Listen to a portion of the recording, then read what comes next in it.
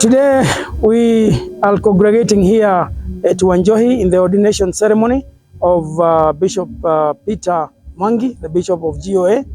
And this is a leadership meeting, and our theme is leadership. And we would want to take this opportunity to speak to the leaders of this country, particularly those who are in the government and those who are in the Teacher Service Commission, that it is so important that you speed up and accelerate talking with the teachers about this impending strike, so that we do not have our children again staying at home. They have already wasted a lot of time at home. It is important that these children be able to open the school. Please resolve this conflict that it seems to exist by having dialogue, by agreeing, so that the education is not interrupted. You also need to remove the anxiety of the parents when they keep wondering whether to take their children to school or not. It is important that that anxiety is resolved. Please, whatever the agreements are, whatever the issues are, we are also appealing to the teachers and the leaders, the CUPET and the rest of the leadership, that there comes a time when the importance or the needs of the welfare of the children becomes more important than the welfare of the workers. So sometimes to allow more time for dialogue without interrupting the education of the children and the anxieties that we normally see. So that is so important. We also want to talk to especially the government and the people who are responsible for the university education.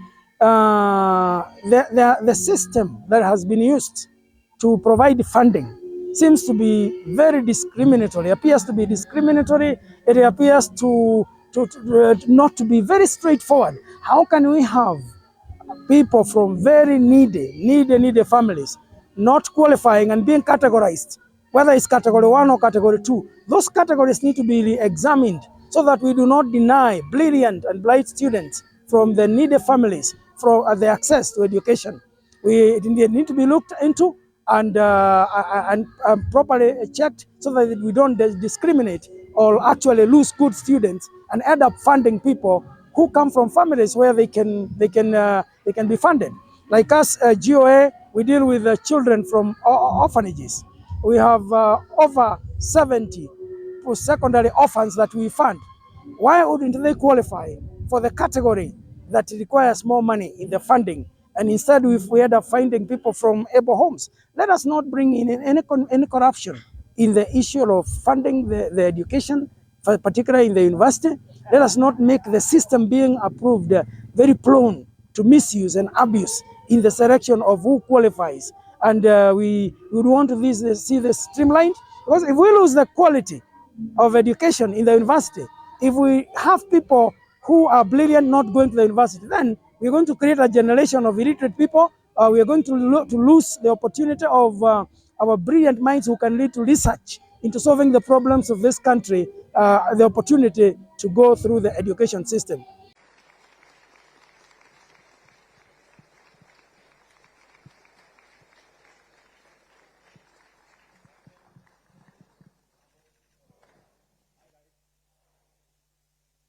Please, you can take your seats.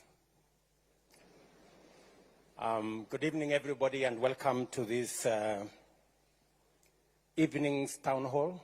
I did invite all of you so that we can have a conversation about one of the most important subjects, probably the most important subject, and that is education. It's an important subject because all of you know that education is the equalizer that makes the children of every citizen from all communities, from all walks of life, coming from all backgrounds, to be equal.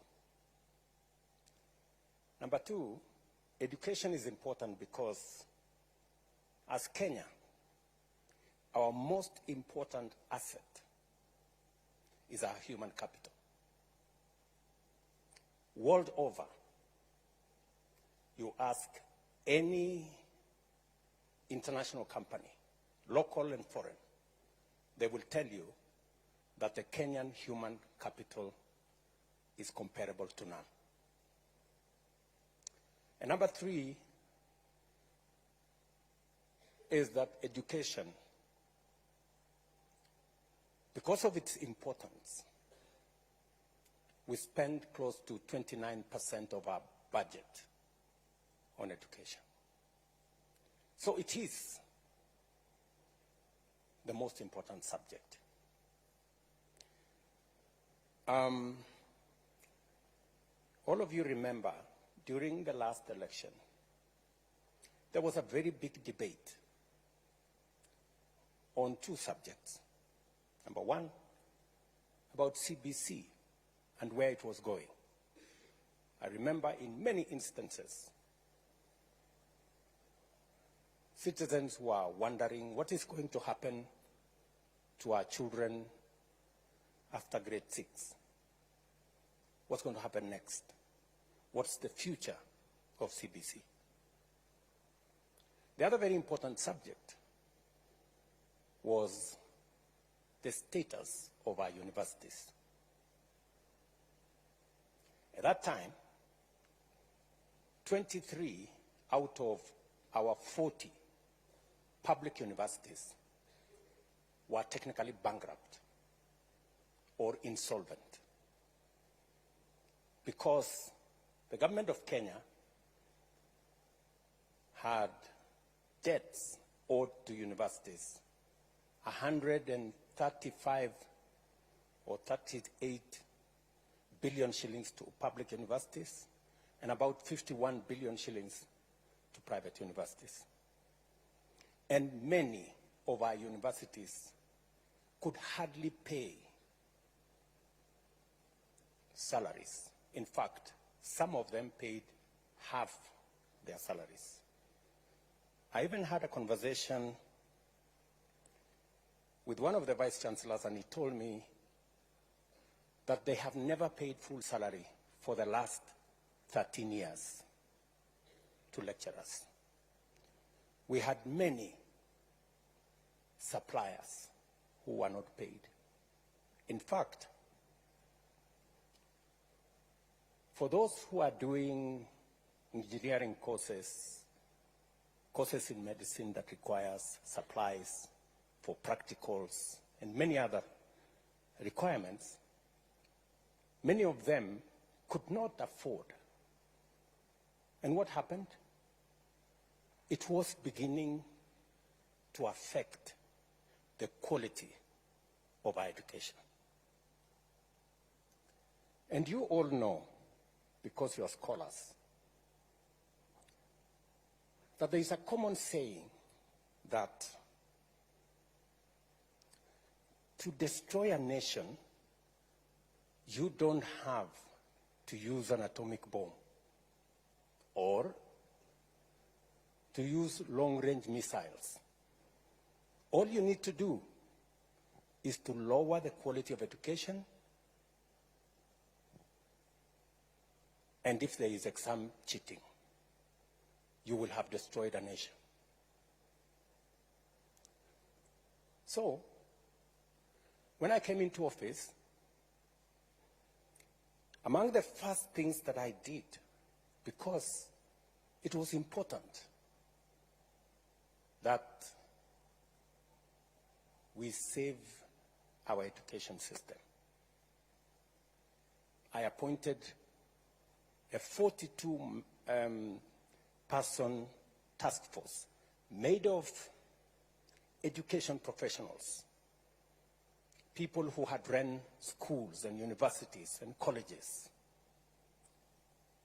people who had experience. And they took almost 8 months. And I tasked them with sorting out the issues in our education sector. These great professionals, and I have every reason to believe they did a good job. They came up with recommendations on what to do with CBC, recommendations that we have implemented, and to a great extent, we now have an aligned competence-based education system. They also recommended what I needed to do in terms of pupil-teacher ratio.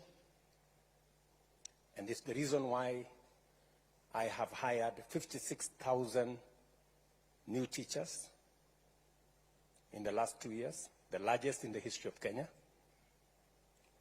And it is also the reason why we are implementing the student-centered funding model that is aimed at sorting out the challenges that are in our universities. We are 1 year in. Last year, we admitted students using this model. And what this model has done is that we have taken the amount that we are funding our universities from an average of 45 billion shillings every year to 82 billion shillings every year. That is the quantum of additional resources we are making available both for help, for scholarships that go to our universities. The biggest challenge that universities had was that they had inadequate funds because we promised, or government promised, that they would sponsor students, both loan and scholarship, up to 80%. But they didn't meet their end of the bargain. And we ended up with a big crisis. As I have told you, we ended up with debts of close to 180 billion shillings owed to our universities. As a result, universities could not teach the courses that they were offering to our students, and we ran the real risk of lowering the quality of our education. And as I have told you, you know what kind of a risk that poses to our nation. The new student-centered funding model has 5 bands. The banding did not start with this model. Everybody should know that. We started the banding in 1996. There has always been banding. It didn't start with this model. I know there is a push that maybe this banding started with this model. It did not. It's always been there. All we did is, instead of having four bands, we made it 5. And we have reasons for that, and I'll explain. Number 2, the loan component, again, did not start with this model. I went to university in 1987 as a fresher. And I had a loan, just like you do. I paid my loan. My loan was 55,000. There was an interest of 2%.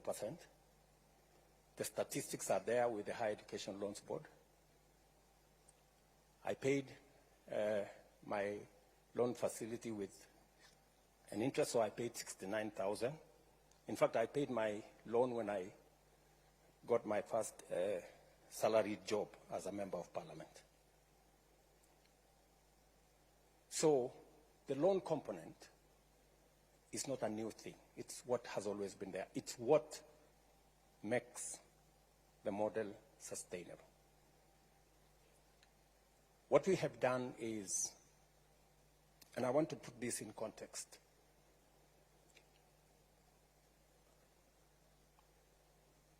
we have about 10,000 secondary schools.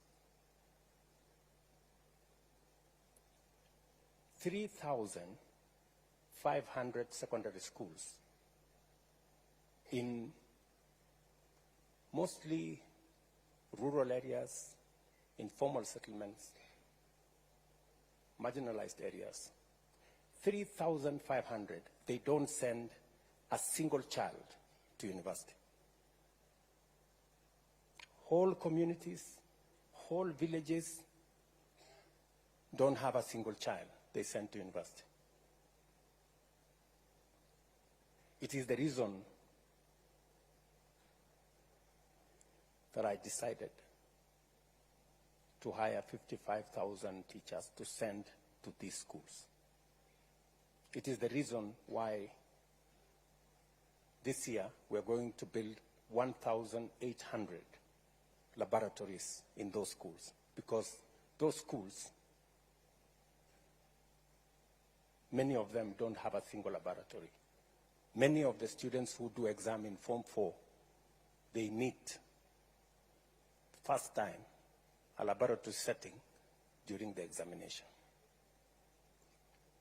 That disturbs me a lot, that we have close to 1,200,000 children who go to school and they have no chance of going to university because of the school they attend.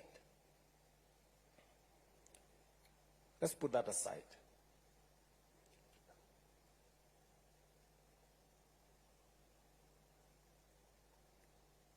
In the new funding model, about 12% of the students are in Band 1. Band 1 are straight children who are orphans. All of them, without exception, go to Band 1. Children who are associated with disability, all of them go to Band 1. Children whose parents are on cash transfer because they are classified as vulnerable, all of them go to Band 1. And students whose parents earn below 6,000 shillings a month. All those students go to Band 1. And this Band 1, we changed it slightly. Everybody used to get 80% scholarship and loan. We decided that for these kids, we raise it to 95%. From 80 to 95%, they get loan and scholarship. 70% scholarship, 25% loan, and only 5% their parents pay. And that is roughly maybe something below 5,000 shillings a semester. And it is because they truly need our help. Band 2 are the next, whose parents earn below 25,000 shillings. They get 90% loan and scholarship, 80%, 80% loan, 80% scholarship, 70%, 80% scholarship, sorry, and 10% loan, and the household pays 10%. Number 3, they get 80% scholarship, 10% they pay, loan, and 10% household they pay. These are the 3 most important because they affect the vulnerable. The others, Band 4 and Band 5, these are the people whose parents earn up to 70,000 are in Band 4, and in Band 5, the people whose parents earn beyond 70,000. So, the assessments are being done by a means testing instrument. They are not an arbitrary figure. A means testing instrument that has been in operation since 1996. I don't know whether the people from Higher Education Loans Board are here. When did the means testing instrument come into? Is it 91 or 96? 1996. That means testing instrument has been there since 1986. And it has parameters from a multi-agency approach. We have parameters from Kenya Revenue Authority. We have parameters from Kenya National Bureau of Statistics. We have parameters from NIMS, which is the education portal for registration of persons. We have statistics from our ecosystem that serves the registration of the vulnerable in the Ministry of Labor, and many other variables that are put together. It is as objective as it can, and we keep improving on it to make sure that it assesses our children correctly. There's been cases, legitimate cases, of some students who have been placed in the wrong band. And sometimes it's because of the information that has been supplied. And there is an opportunity for a parent or a student, if they are banded in a band that they don't think they belong, there is an appeals process. Last year, I think we got 9,000 or 10,000 appeals. This year, we've gotten how many appeals so far? How many appeals so far? 26,000 appeals have come in, and they are being processed. And they have undertaken that any appeal of the 100 and how many students applied? 134,000 students applied, 26,000 have appealed, and they are being processed. They've given me the word that the processing will take 3 weeks, and every parent or student will get their responses. Yes, sir. Especially if they have supplied information and corrected the information that's sometimes in the portal. Yes, sir. Some of the time, when students go to a cyber, and sometimes the cyber keys in information that's not correct, we end up with the wrong information, and sometimes we end up with students in the wrong band. But overall, it's a process that has been tested, it's a process that has worked, and we want to use it to take our education to the next level. Let me conclude so that I can take questions from you. Let me conclude by saying I have engaged stakeholders. I have had already 3 meetings with vice chancellors because I wanted to get feedback from them as to whether the model is working and whether the model is sustainable. In all the 3 meetings, the vice chancellors and the managers of our universities have confirmed to me that the model is working, and that together, in fact, one vice chancellor told me when he told the people in his ecosystem the model is working, he was told, yeah, it's working for the university because you can now afford to pay your suppliers and salaries, but it's not working for the student and the parent. But then I asked him, if it is working for the university belongs to the students and the parents.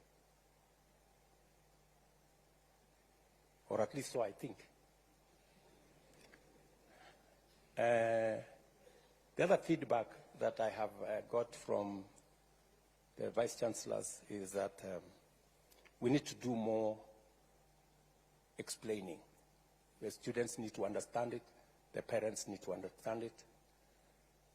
And that's part of the reason why I decided to have this town hall so that we can have a conversation.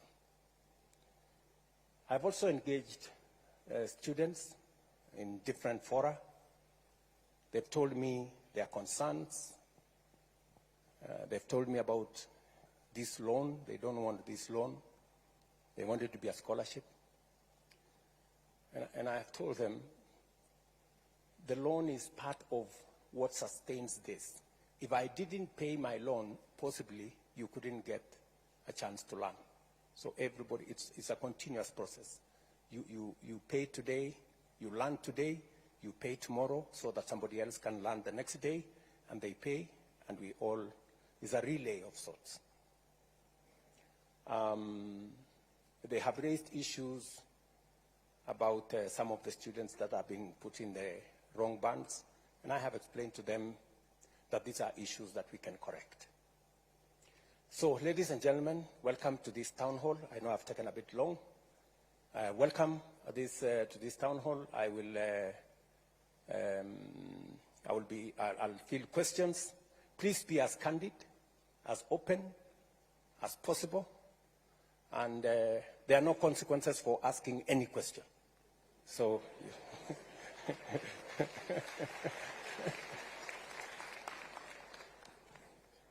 Karibu.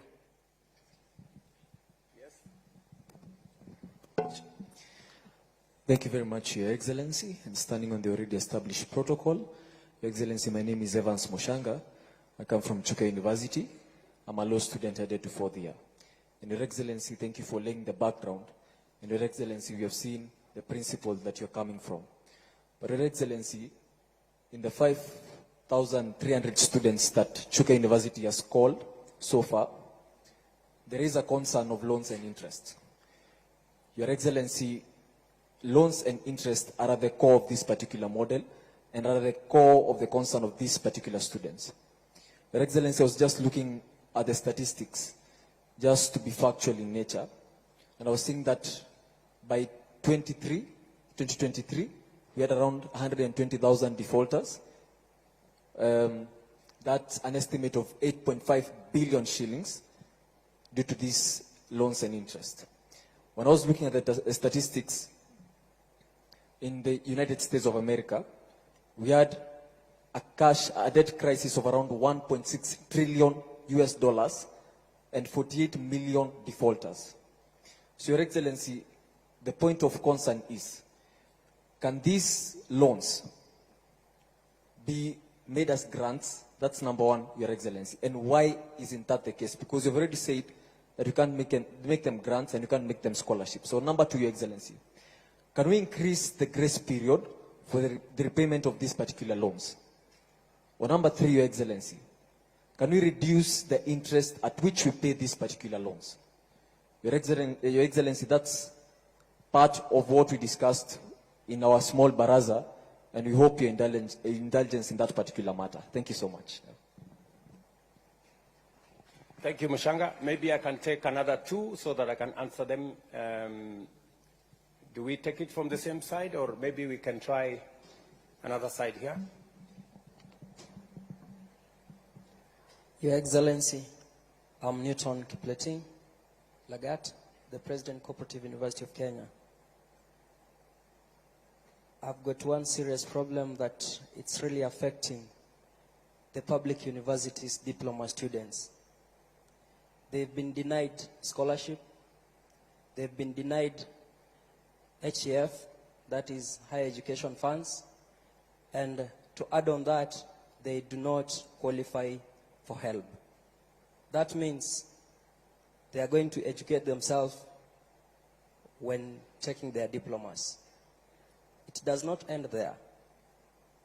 When they graduate from diploma, they transit to degree. For you to qualify for scholarship or HEF, you must have transited from high school or secondary school to a campus through COOPs. Diploma students are not in COOPs. They've already gone. So that means you've educated yourself in your diploma. You're again going to educate yourself when taking your degree. The new funding model has not addressed that. Thank you.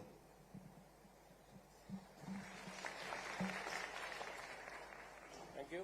Maybe we can take one from this side.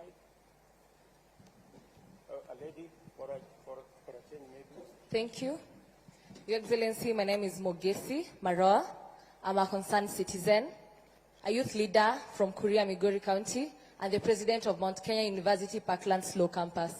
Your Excellency, you've said time and again that this new funding model is student-based. Well, my question is, why is it that students from private universities are only given loans as opposed to scholarships, just like it is in public universities, yet these students are all from taxpayers of this country? Thank you. Final one from here. Thank you so much, His Excellency. My name is Bonaya Rova from Kenyatta University, a 6th-year architect student, anticipating graduation in December. At the preamble of your speech, you began by denoting that education is an equalizer. Therefore, I have two questions. One, if indeed education is an equalizer, how will this new funding model assist those persons living with disability? Because you do believe disability is not inability. My second question goes to, I'm from Tana River County, so we are believed to be those that come from marginalized areas of this country. So, you've spoken about cybers. In my local area, the next cyber, you normally travel close to about 46 kilometers. I believe you've been there. Ama namna gani?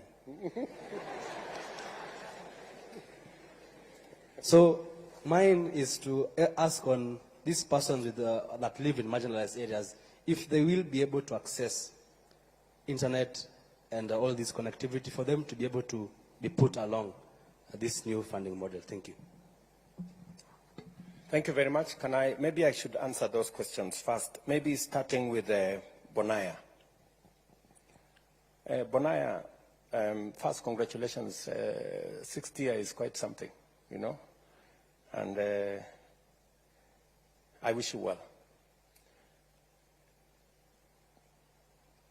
Students who live with disability, as I have said, in this model, we have actually said that those students living with disability, they automatically qualify for Band 1. They get 95% funding, both scholarship and loan. 80% loan, 15% scholarship. Help me, where is the PS? It is Band 1, again, so that I don't... Your Excellency, 95% government support, Yes. 70% scholarships and 25% loan. Okay, 70% scholarship and 25% loan, correct. So those are the students, and the parents only pay 5%. In the old model, they were paying 20%. Was what was outlying. Secondly, you are aware that people living with severe disability, we have expanded the numbers of citizens who now qualify for cash transfer. We had 1.2 million citizens. We've now expanded that to 1.7 million citizens. We just recruited another 500,000 aged orphans and people living with disability, for us to be able to look after the vulnerable. Because as a society, we have to look out for the people who are vulnerable, especially those who live with disability. Number two, you asked me about cyber. It is true. I was in Tana River actually about a month and a half ago. And I can confirm that the distances are far. But the good news is this. If you speak to your member of parliament, we have already agreed with them that they will set up an ICT hub in every ward in Kenya.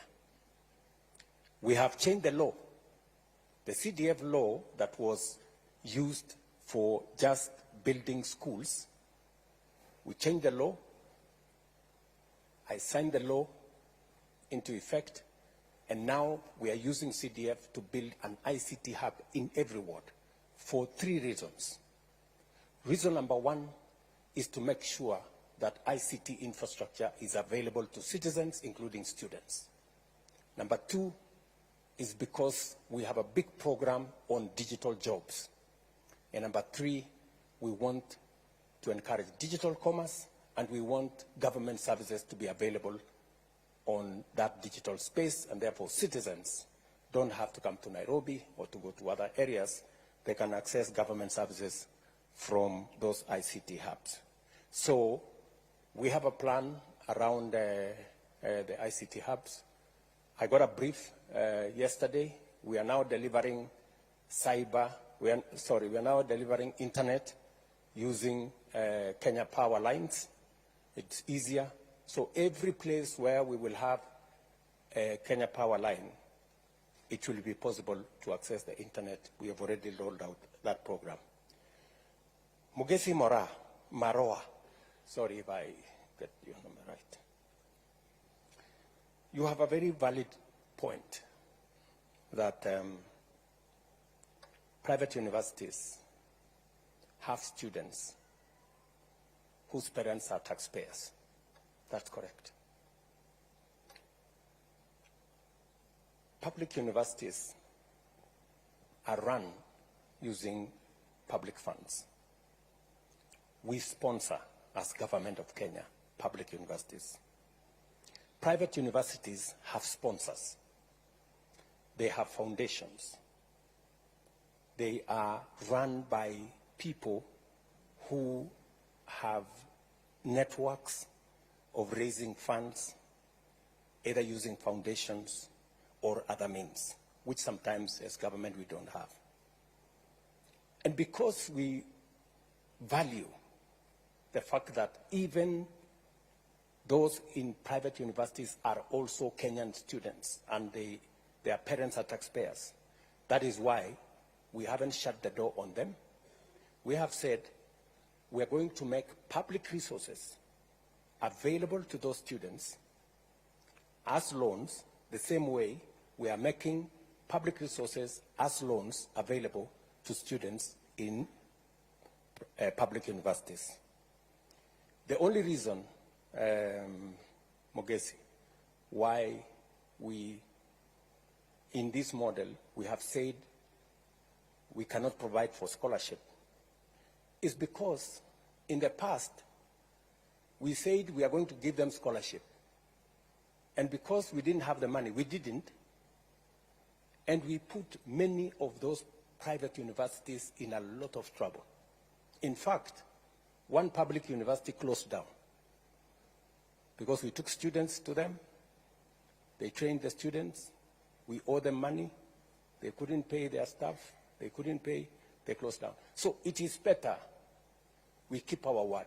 It is better for us to say, this is the much we can do, rather than for us to say we can do so much. Today we have a debt of about 51 billion shillings owed to our private universities.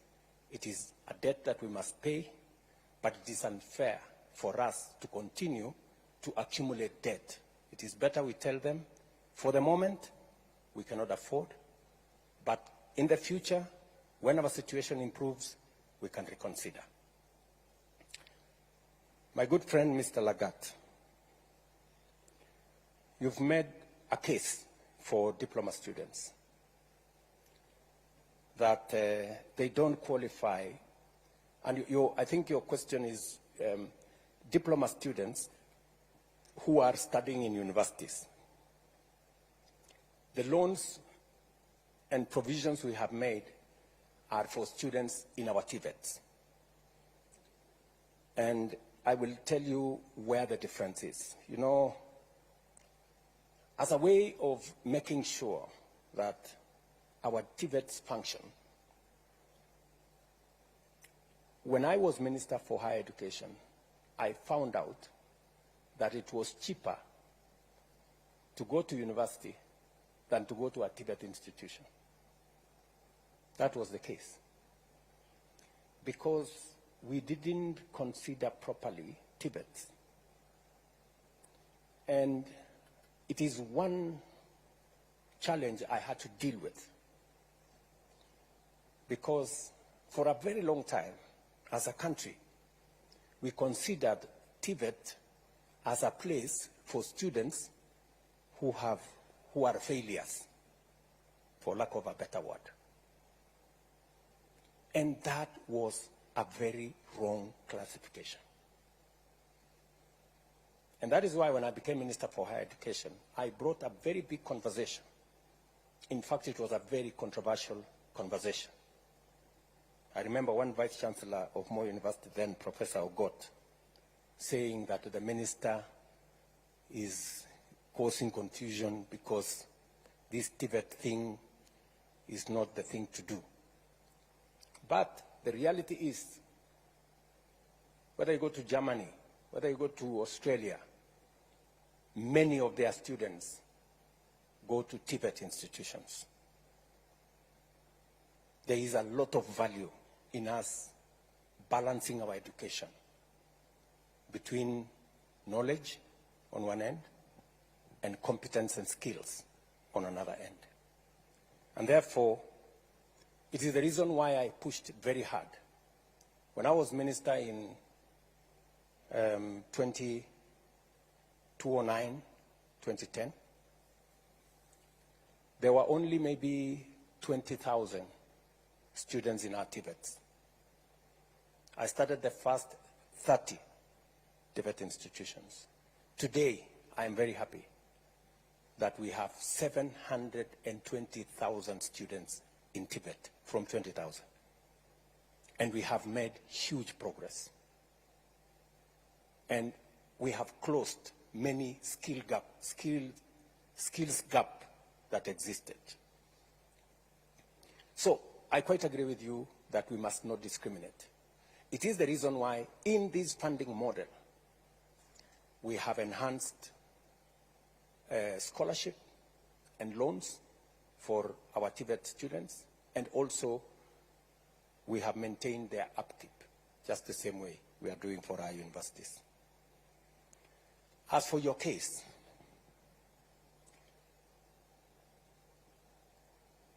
when universities are being considered, they are being considered to provide university degrees.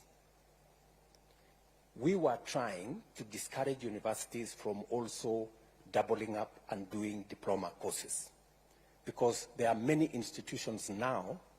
We have close to 250 TVET institutions that can offer diploma courses. But the saving grace is that if you are a diploma student and you join a university after your diploma, you join as a second year, I think, you qualify for Higher Education Loans Board from there. And those are the instructions that we have given to the Higher Education Loans Board. Can we have a confirmation from you, gentlemen, that that is the case? I want you to answer that, gentleman. That is the case, Your Excellency. They are funded like any other student. When they join university for degrees. Yes.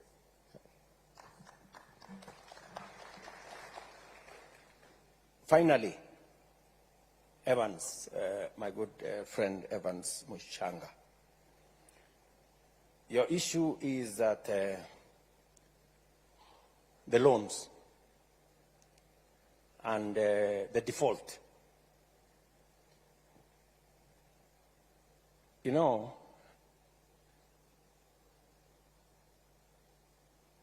the loan issue is not, as I told you earlier, is not a new phenomenon. All of us, I can tell you, any student who has gone through university, unless their parents paid the full fee, they have a loan. And I don't think there is any crime in having a loan. And I don't think there is any crime if you have a loan and you genuinely don't have the money to pay for it.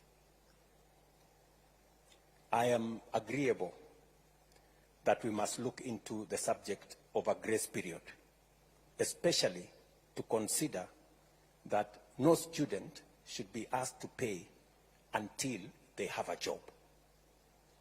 I am agreeable to that. Because you can't ask a person who is tamarking to pay. Because, I mean, you'd just be asking the impossible. I didn't pay myself until I got a job. Nobody followed me. Maybe these people are a lot more aggressive nowadays. So I think the position should be, until we are sure of an income, and we have many ways of finding out an income, whether they are doing a good business, we can collect a lot of information from KRA and all the other agencies, Kenya National Bureau of Statistics. And I will encourage those of us who took a loan from the university, if you can afford to pay, please, let us pay. It's the honorable thing to do so that the next bunch of kids can also access university education. On the interest is calculated by actuarial scientists. It is not meant for government to make money. It is just meant for it to be sustainable. That by the time you're paying, if you had been given 5 shillings, it is still 5 shillings that you pay. I don't know whether that is the correct position. Again, Higher Education Loans Board, you are the people who calculate the interest. Can we lower the interest, or you want us to take it up? Your Excellency, we did a study in 2015 called the NFAC study. And that study showed that for any 100 book we are lending out, we are recovering 48 shillings only. Now, if that continues, in about 30 years, that fund will not be there. So, although we are charging 4%, and you know the inflation is about 8%, so we are losing the money on a daily basis. So, the consideration to increase may be considered maybe after this cohort of new funding model complete their course in the next 5 years, maybe. I don't think that's very good news. So I think we keep the interest the way it is. He wanted the lower interest. He didn't want a higher interest. You are talking about. So I think the interest at the moment is not sustainable, but let's keep it there as we figure out what to do next. I will take another bunch of questions. Where do we start this way?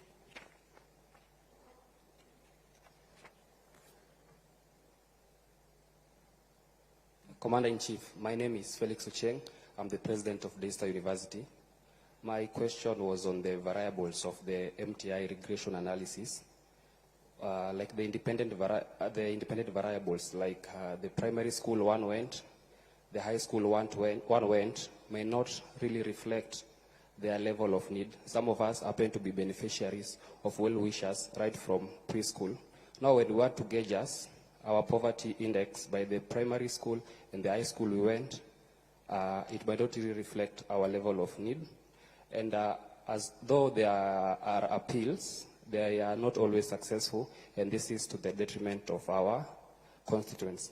And again, Your Excellency, I know you've talked about capitation and about maybe trustees owning private and public universities, but I'll give you a case study of Kisii University.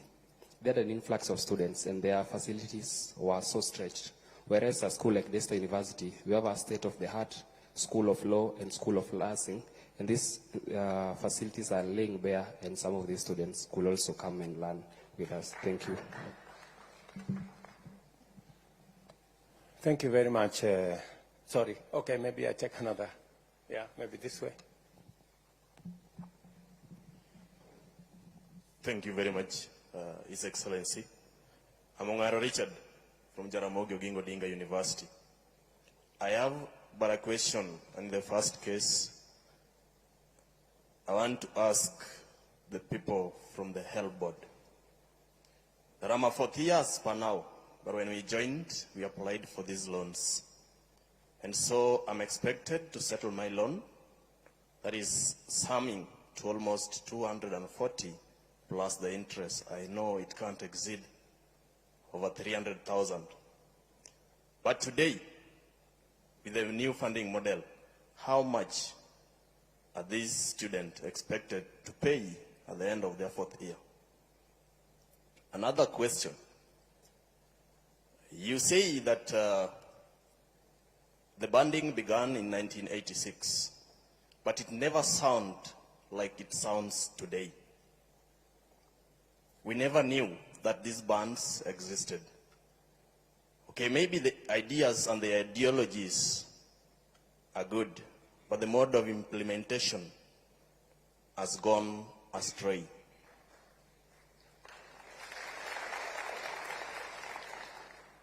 Why could you do this so that these students doesn't know or get to know where they're placed? Because as they join, they must ask, which band am I placed? So that they can know which fee they're going to pay. His Excellency, in the field of education, is a place that requires silence. It doesn't require spectators or fans to cheer as we sit in class to take our exams, or a referee to be biased on the other team. Under the capacity of your office, you are capable of facilitating and capacitating the reconstruction of this new funding model to be worth for us. Please do. Thank you.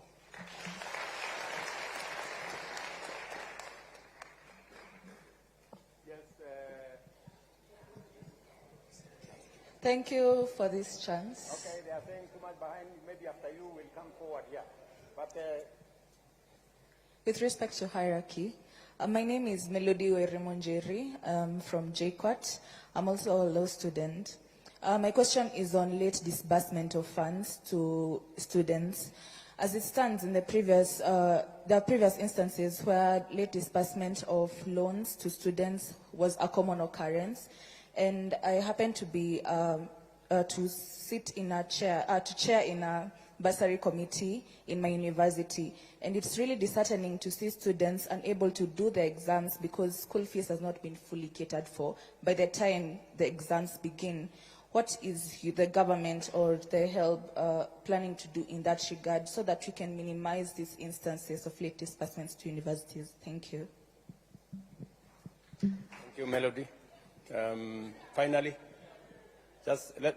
we'll do another round. Then we'll come back to you and we'll come to the people here. Yes? Who? Okay, somebody in front. I want first to acknowledge your presence as the 5th President and the Commander-in-Chief of the Armed Forces. My beautiful name that my father gave me is Kisero Junior Kennedy Otieno. I'm the Secretary General of Kenya Methodist University. And I have a few things to put across, Your Excellency. First, when I entered this hall, I like checking where I am. I saw from whatever is written here, hashtag fee has fallen. Your Excellency, the fee has not fallen, that's why we are here. So, and first thing first, Mr. President, I've been privileged to be under your administration in 2 capacities. One, I enjoyed your administration when you were an MP in Eldoret North. Yeah, we used to learn hapo Kamagut hapo chini karibu na kwenu. Yes. And secondly, I've also experienced your leadership now that you are the president.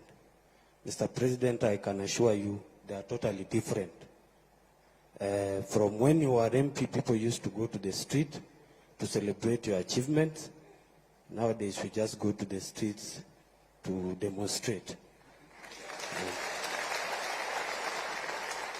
And Mr. President, don't get me wrong in the first place. The reason is why I know when you are the president, it comes with a lot of responsibility and people to advise. And I will start off by saying those who advised in this new funding model, I will not be wrong to say there is a problem. And that's why we are here. We have to go back to the drawing board. We have to start off afresh. And my question is, Mr. President, the first question is, what was so wrong with the old funding model that we could not sit down and amend it? Because even a constitution of a country, you just don't wake up one day and bring a new constitution. We always go and say, hii clause imetufinya kidogo kama wananchi. We go to the parliament, they amend it, and they take it to the president to assent and sign it. So I feel we should go back to the old funding model and amend it. Because, Mr. President, we don't lack stakeholders, we don't lack resources. These people sitting here, watu wanafanya law, nursing, medicine, there are brains here which can sit down in those panels and say, where did we go wrong? First, I want to acknowledge that the new funding model has got good ideas, very brilliant ideas, but the implementation is very wrong, and it's not pleasing based on the fact that there are also challenges from the help. You know, when comrades sit in the same room with the help guys, it's a miracle. But we are very happy to sit down with them and discuss in your presence. Mr. President, I want to also talk about, I come from KEMU, which is a private university. And my question there is in, you have spoken, I've understood what you have said in regards to scholarship and the loans.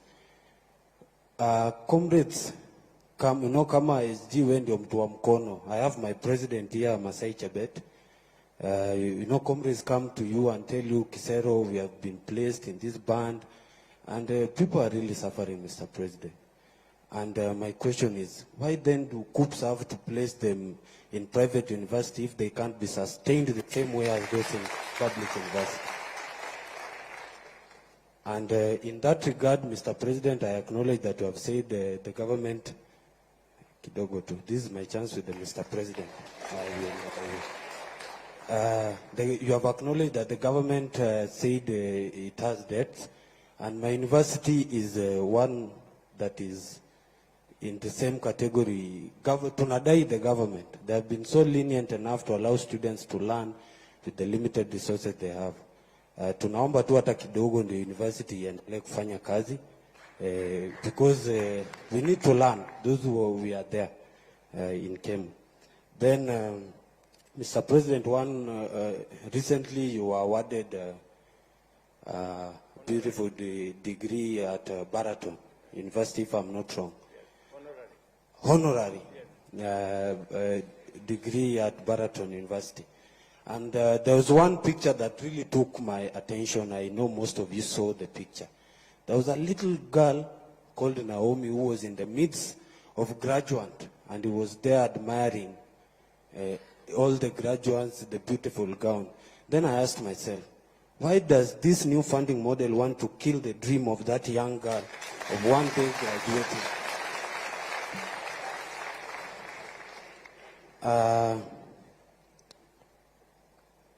I want to say this, Mr. President. As the commander, I first started by saying I acknowledge your president as your presence as the 5th president and the commander-in-chief of our defense forces. And one of your roles in that regard is to act. Please act, Mr. President. We beg you. Please act. Then lastly, namalizia kabisa. Lastly, Mr. President, we don't have to go to the street when we can resolve this thing here today. Ama namna gani wangwana? Yes. Because we also don't like going to the streets when we can solve things at the table. We are ready to be part of the discussion. We are ready to listen. We are ready to work and ensure that we change this. But the bottom line remains, let's go to the old funding model, amend it to what you wanted to achieve with the new funding model. Thank you so much. God bless you. Okay. Which way? We are finished with here? Let's go here now. I think we are making one round. We started there, we came here, we came there. Okay. So where? Maybe in front here or somewhere, yeah. Okay. Your name, please. Asante sana mtukufu rais. Jina langu ni Brian Waka kutoka chuo kikuu cha Rongo. Tunapokusanyika hapa siku ya leo kwa ajili ya kuzungumzia masomo katika vyuo vikuu. Mtukufu rais, hatuwezi soma pasipokuwa na usalama.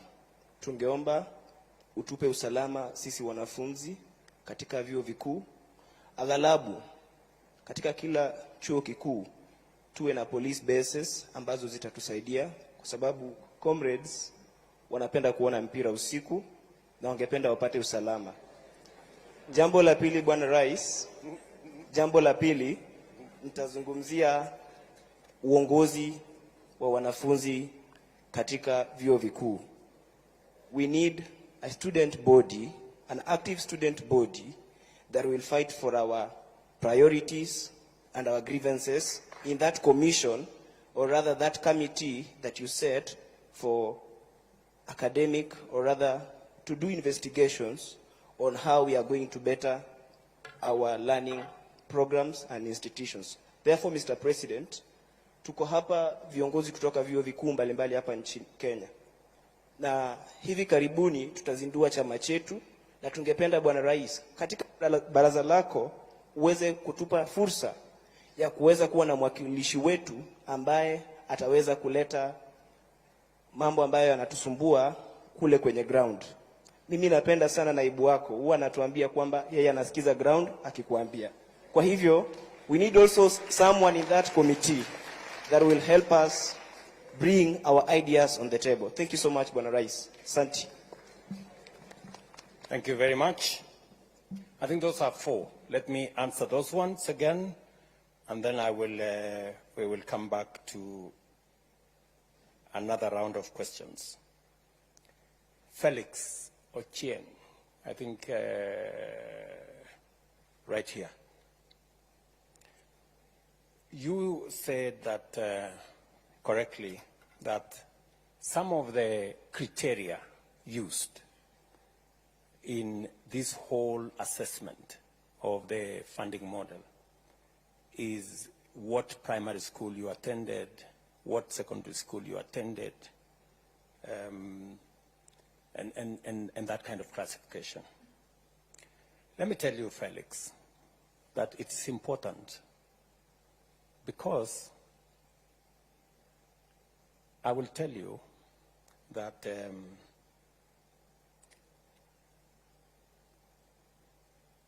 any student who attends a national school has 85% chance of joining a university.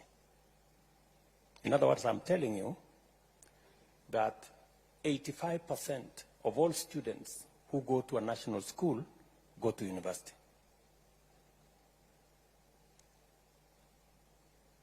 Only 10% of students who go to a day school have a chance to go to university. So when we find a child who has gone to a day school in some rural place, we give them a leg up, because it means they have to work extra hard to be able to attain the same grades. Because in many of those institutions, as I told you, Felix, they don't have laboratories. Many of them have very inadequate number of teachers.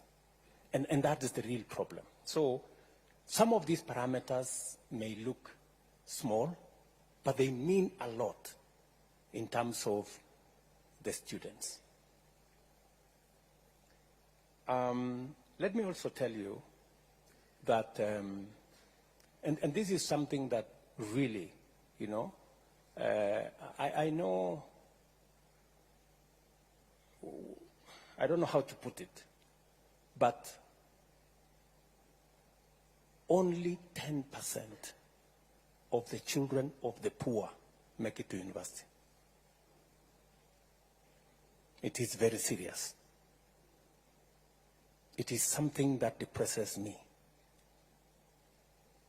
Yeah? Because number one, they cannot afford to go to a national school. They cannot afford to go to a private school. Many of them hardly, you know, they end up in a day school somewhere at home. So this is one hell of a conversation we must have.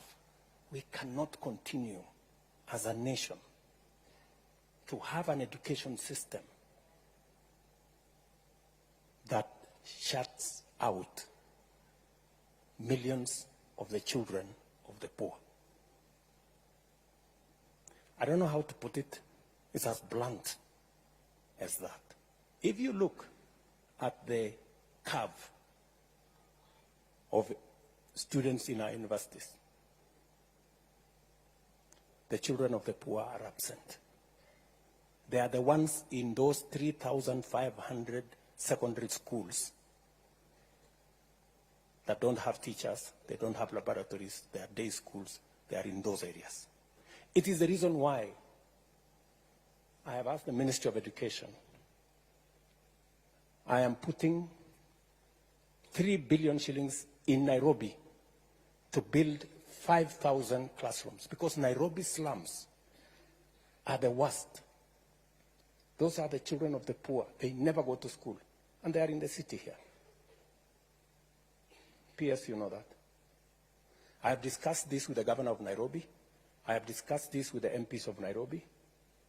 And so many other areas. We need a lot of affirmative action. So, Ochieng, to your point, it is because of that realization that some of the parameters we are using, you know, a child that has gone to a bridge school in Kibra or some school in Lokichogio,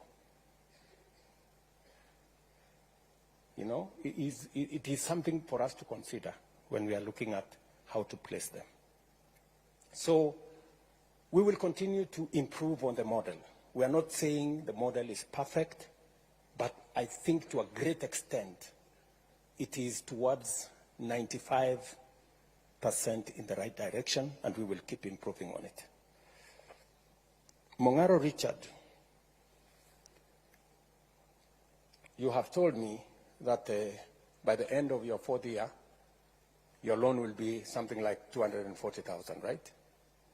And you're asking me what will the new guys, what will be their loan after 4 years? It's going to depend on the course that they are pursuing. Let me tell you, Richard, you know, we have to be brutally honest with ourselves. The old model, the differentiated unit model, assumed that all courses were the same. And a course in medicine costs the same as another course in a different subject. The reality is that it is not. University chancellors are here. Vice chancellors are here. I don't know whether university vice chancellors are here. Who is willing to tell us that there is a difference? Yeah? Yeah, they are here. There is a difference. And this model this model recognizes, this new model recognizes that a course in medicine costs 600,000 to train. A course in education costs 180,000 to train. And therefore, for a student doing medicine, government of Kenya gives more for the student doing medicine as a percentage because it costs more to train that student.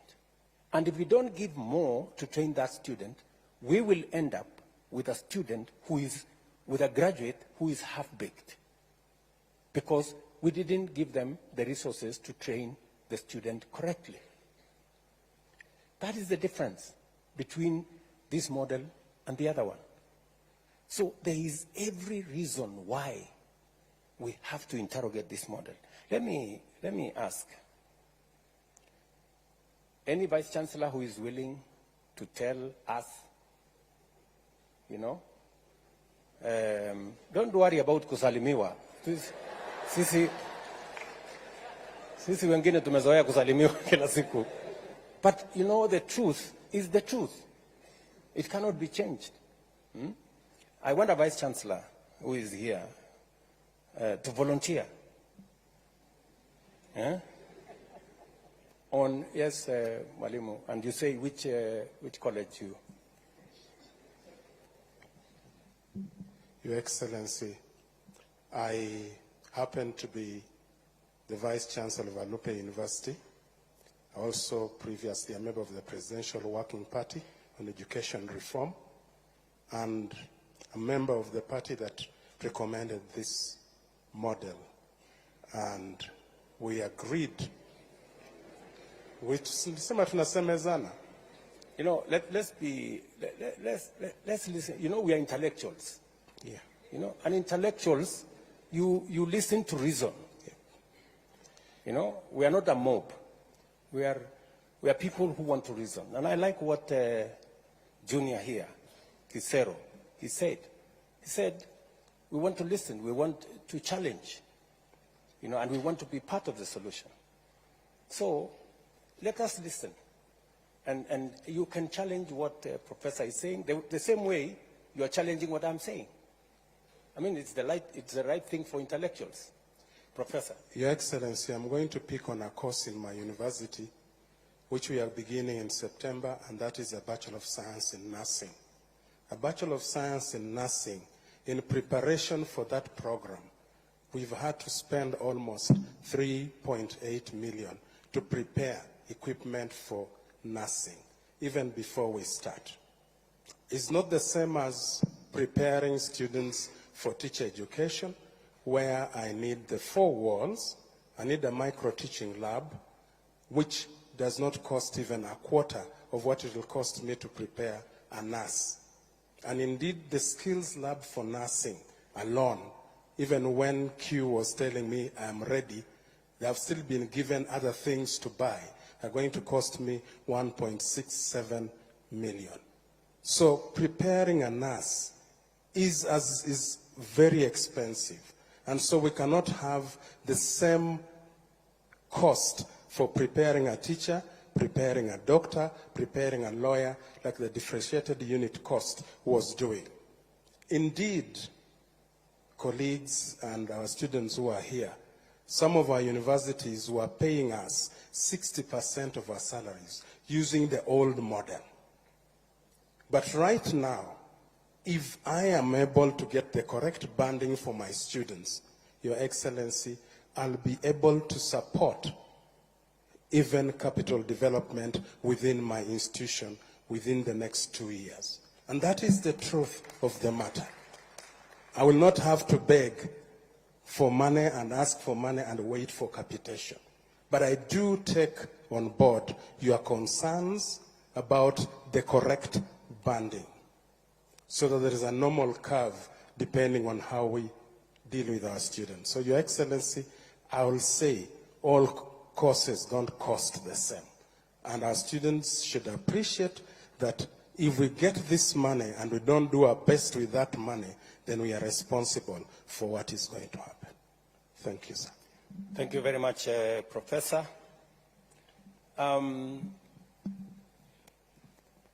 Richard also said maybe there is a problem with the mode of implementation. Maybe there are good ideas, but there is a problem with the mode of implementation. Richard, let me take you back a bit, if you allow me. I have had occasion to sort out 2 other problems like this one in our education sector. When I became Minister for Higher Education, for 19 years, students had to wait for 2 years before you can join university. And nobody wanted to sort it out because it was difficult. Every minister dodged, danced around it because people don't want to solve problems. It is easy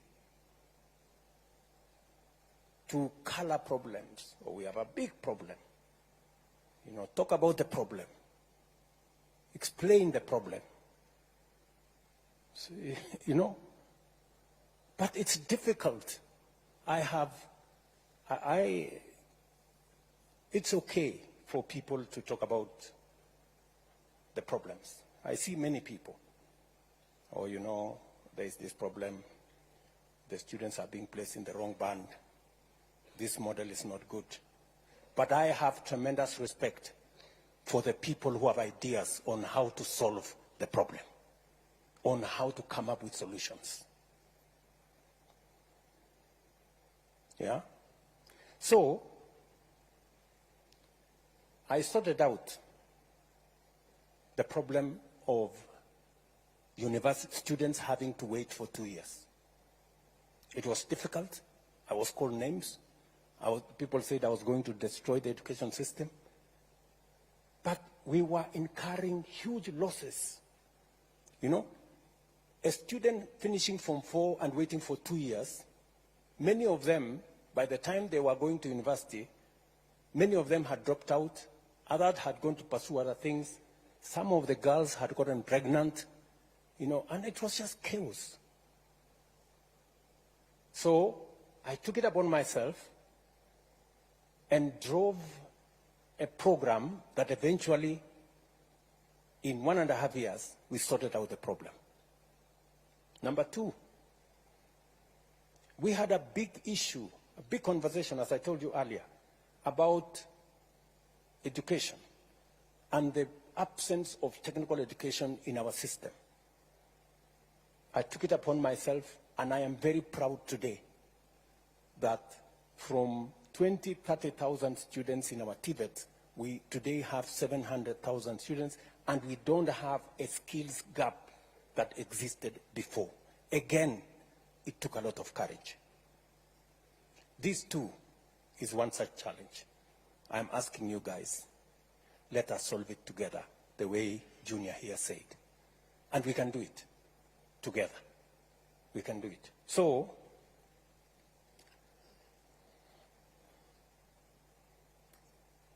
let me combine what, before I come to Melody on lead disbursement, let me go with what Kisero Junior Otieno said. He said, what was wrong with the old model? Yeah? Number 1. Number 2, why don't we amend the old model? Yeah? And number 3, why don't we do it together? Junior, let me call you that. You're so right. I will tell you what was wrong with the old model. And then I will tell you what we are doing with the new model and how we can do it together. I don't know even whether it is me to say what was wrong with the old model. The old model was almost destroying our education. Because, number 1, it assumed that all the courses were the same, number one. It also assumed that government had the money to pay 80% for everybody, when it did not. And the results were disastrous. Scott Theological College, a university, closed down because of the old model. Many universities here, when I came into office, because of the old model, 23 out of 40 public universities were bankrupt. And if you are going to a university that is bankrupt, explain to me what kind of education you are going to get from a university that is bankrupt. Friends. And are there university chancellors here, vice chancellors here who know how serious that is? What was the situation? Yeah? Are they here? Vice chancellors, say many. You know, if the old model was working, tell these students the old model was good, and you know, let's go back to the old model. Yeah. So the vice chancellors are here. Any vice chancellor want to tell us? Yes. Who? This lady here, or? Oh yeah, here from Embu University. Yeah. Thank you very much, Your Excellency. I want to say that, indeed, as you've said,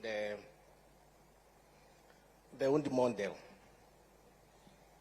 was killing our universities. And I stand here on behalf of all the universities because I'm the chairman of the Vice Chancellor's Forum, and therefore I can talk on that mandate. And I would want to say, as of June 2023, 23 out of the 40 universities were technically insolvent. And the round one of this model, which we just started last year, has been able to get many of those universities out of that pit. And we have done simulations, and we have seen in 3 years' time, in 3 to 4 years' time, all the universities will have a turnaround, and we all stop being insolvent. And therefore, I would want to say, as Vice Chancellors, Your Excellency, we support this model because it's a model that we see is going to turn us around. For example, I would want to say University of MP is one of those that would have been otherwise technically insolvent. In fact, in that list, I'm number 17. But I can say, as of now, we are in the positive. And it's only one round. We owned our lecturers. Because of the old model, when we raised the CMBAs, we could not be able to pay the new salaries. And we owned our lecturers and our staff members arrears for 2 years. And because of this new model, last June, May and June, we were able to pay those arrears for 2 years. So right now, University of Embu is clean. We owe nobody nothing. So it's a model, Your Excellency, we want to support, because you could draw a line, and we would have told you when all the universities will be technically insolvent in this country. But we know now that there is a turnaround, and we are going to get out of there. Thank you, Your Excellency. Let me say this, my friend Junior. The model, the student-centered model, is actually an improvement. In your own words, you said, why don't we improve? Why don't we take the old model and make it better? This is exactly what we are doing. The household contribution was there. It is there in this model. The scholarship was there. It is there in this model. The loan was there. It is there in this model. The only difference we are making is that we are looking at how do we make children from vulnerable families, how do we assist them? How do we make sure that when we send students to a university, we also give the university resources to make sure they teach the course for which they have admitted the student. It is true. I mean, it is a fact that it doesn't cost the same to teach one course as against the other. And this funding model is sensitive to that. It is also sensitive to students who come from vulnerable families. I know I have been accused, correctly, that I sometimes think too much about poor people and I push, you know, the rich people to do things for the poor ones. But I mean, that is society. You know, you I don't know how to put it. But anyway, that's that. So, you have just told me, Junior, that among the universities that we owe a lot of money is KEMO, your university, right? Do you know why we owe KEMO a lot of money? It's because of the old model, which you are telling me, let us go back to the old model. How will KEMO get out of the hole? If we continue with the old model, it means KEMO continues to accumulate debt. You know, friend, let us deal with this as openly, as transparently as possible. You know, the vice chancellors who are sitting here are not madmen and women. You know, for them to agree for us to work with this model. They've seen what happens with the old model. They participated. We worked with them. We worked on simulations. We brought in experts to look at, because the one thing we cannot do is to compromise on the quality of our education. The old model is compromising on the quality of our education, because if lecturers are not paid, if material is not available to train our doctors, if workshops are not working to train our engineers, we will end up with the wrong engineers, we will end up with the wrong doctors, we will end up with the wrong teachers, and we will destroy our country. It will be very reckless of us. It will be very irresponsible of us. Me as president, these vice chancellors as managers of our universities, you as students, for us to accept, to walk a path that leads to the destruction of our country and our education, for that matter. Melody has said, Njeri has said, late disbursement. I agree with you. That is part of what brought us to this very unfortunate situation. The reason why we put together this new funding model is so that we are clear on what our requirements are. And I have made a deliberate decision that I'm going to invest more money in education. Because if we don't get education right, we will get nothing right. Because everything will go wrong. And I don't want to throw money at a problem. I want us to invest money in a plan that is well thought out, because I would have just decided to put money. But you put money in a model that's not working, you don't solve nothing. It is the reason why I invested a lot of time, I brought in a lot of professionals, and I am willing, just the same way, Junior, you said, bring forward ideas. Let us look at this model again. If there is any improvements we can make, if the student body can come up with improvements, let us subject it to scientific evidence, and let us see how we can improve it. The improvement is what we are doing. We are improving on the model that was to make it better.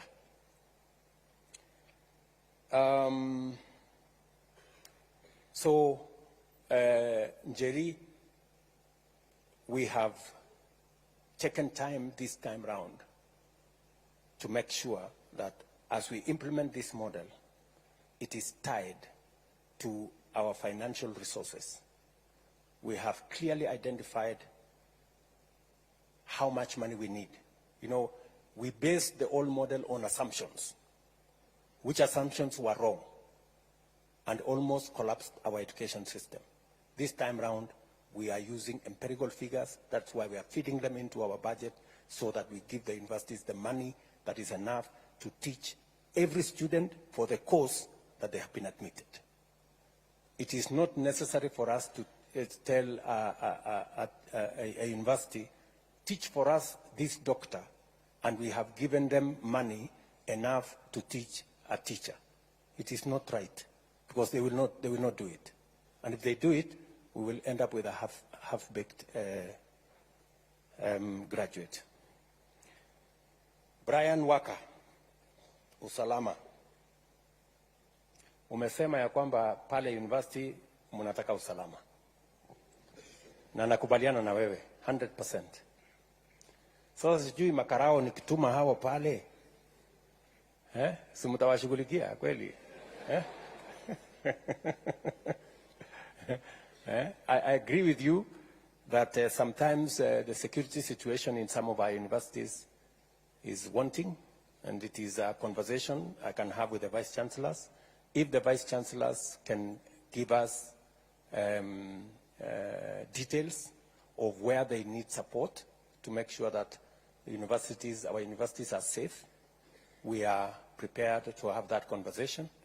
And if the student body can work with the vice chancellors and work with us so that we can identify areas that we can improve security in our colleges, that would be a good thing. I agree with you that an active student body that is representative of the student views and interest is necessary and is important. And I support the democratization of university leadership so that they can better represent the student body. You have also asked me whether I can establish a mechanism where I can directly listen to some of your views. I am happy to do that. If you can tell me what mechanism you want to use to engage with me. I think I have tried to engage with some of the university student leadership. Just make sure that when you come with that leadership that will engage with me, wasiende kusalimiwa. Kwa sababu sasa wanaenda kuteswa, so we can have that conversation. I think those are the issues so far. I can take another round of, I think the lady here is, or there is a gentleman there, maybe, or the lady. Okay, the lady here. Thank you, His Excellency. My name is Marceline Mugesi from Muranga University. And mine is a suggestion and not a question. We have funds allocated to the constituencies to provide bursaries in the constituency level. Why can't these funds be given to help to increase the scholarship part and reduce the loans given to the students? Thank you. Thank you very much. There is a gentleman there. Me, maybe we can. A minute. Okay. Viva comrades, viva. Viva comrades, viva. I am Gishangi Gitonga, the J-Court Secretary General, And Mr. President, for the entire time I was sitting on this seat, it was becoming hotter and hotter for the simple reason that by every minute I'm receiving phone calls, because before I came here, I engaged my people from JKUAT and they told me if I did not tell you the truth, they would impeach me. So allow me to be as candid with you as possible. Mr. President, my first question, and one of the biggest questions my people have been asking me, is why the rush? Why the rush in implementing a model that has a lot of technicalities? Why the rush? Because I am a financial engineer, and as you have said, the issue of the interest rates is determined by actuarial scientists. But the model in itself has a lot of issues up to this moment. So even if we had all these issues coupled together, you've given a lot of sad stories of people not making it to campus, of campuses such as the Scott Bible Institute being closed.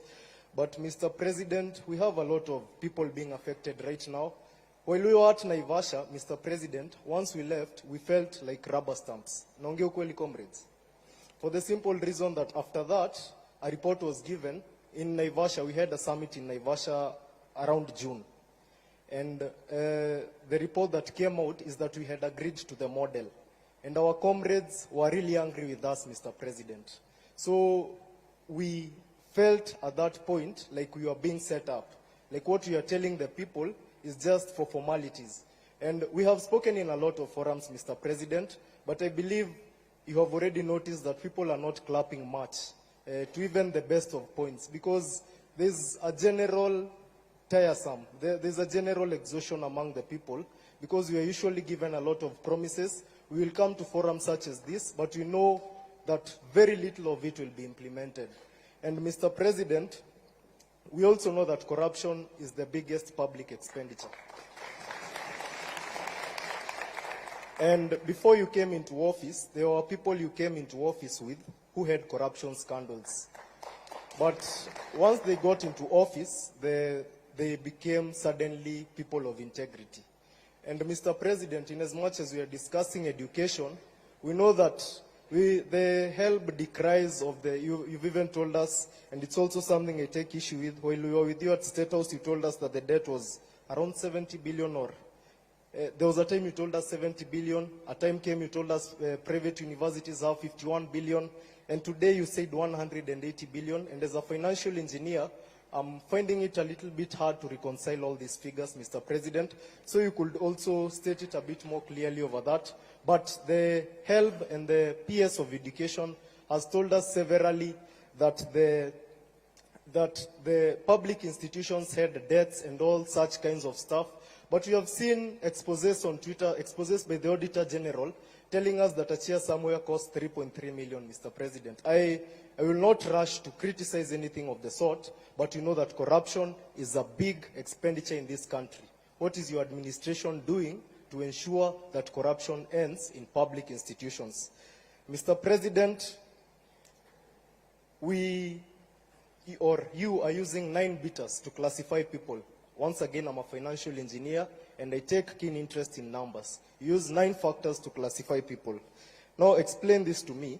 We have a parent earning 25,000 shillings, and the firstborn has made it to JKUAT to do financial engineering. But this family has 7 people. It has 6 siblings under the person who has made it to financial engineering. So, under what category does this person fall? Let's even say it's 50,000. This person lives in the CBD at a place where the life is very expensive. So under what category does this person follow? Or will we have the same thing repeating itself of that girl who was looking at the people with graduation gowns? Because the firstborn, yes, made it to campus, and they found the new funding model, and they appealed because they were placed in band 5. But unfortunately, as you've heard, we have, let me confirm the numbers, we have 26,000 appeals. And also as a financial engineer, I know that not all appeals usually go through as they ought to because of the system glitches. Mr. President, kindly explain to me where this person should land, because among the 9 beaters, the issue of the siblings and probably the dependents around that family, because some of these families adopt people not because they have too much, but because they have compassion on the people in the society who the government is unable or unwilling to help. Mr. President, we also have the issue of a defunct KUSO. And Mr. President, I love what the gentleman who has spoken in Swahili. I must first commend him because of the perfect grammar. Of the issue of, I do not know if you know anyone who represents other campus students. Because, comrades, do you know anyone who represents you? Do you have anyone? So, Mr. President, I would like to urge you to probably constitute something that will even be recognized by the government, because as students we have been crying, as student leaders we have been crying for a very long time of people who are there to just by themselves cast, Mr. President, people who are there not to represent our will, but their own, people who are there for their own stomachs. And these are the people who you are striking against. Mr. President, people in this room are angry because of two people. One, it is you. I've told you I'll be impeached if I do not tell you the truth. My constituents told me that they feel, and I will put this as respectfully as possible, that you advise your advisors. Because of the issues, for example, let's say the issue of the new funding model. Mr. President, the only person who has explained the new funding model in the best way is you. So my constituents were asking me, as in, shouldn't the people in charge of that ministry be able to put it better than the president himself? The other person that the comrades are very angry with is in this room, seated somewhere in front, Mr. President, somebody who has been claiming to represent our interests. But, comrades, does that person represent your interests? Does that person represent your interests? So, Mr. President, if anyone comes to you claiming, Mr. President,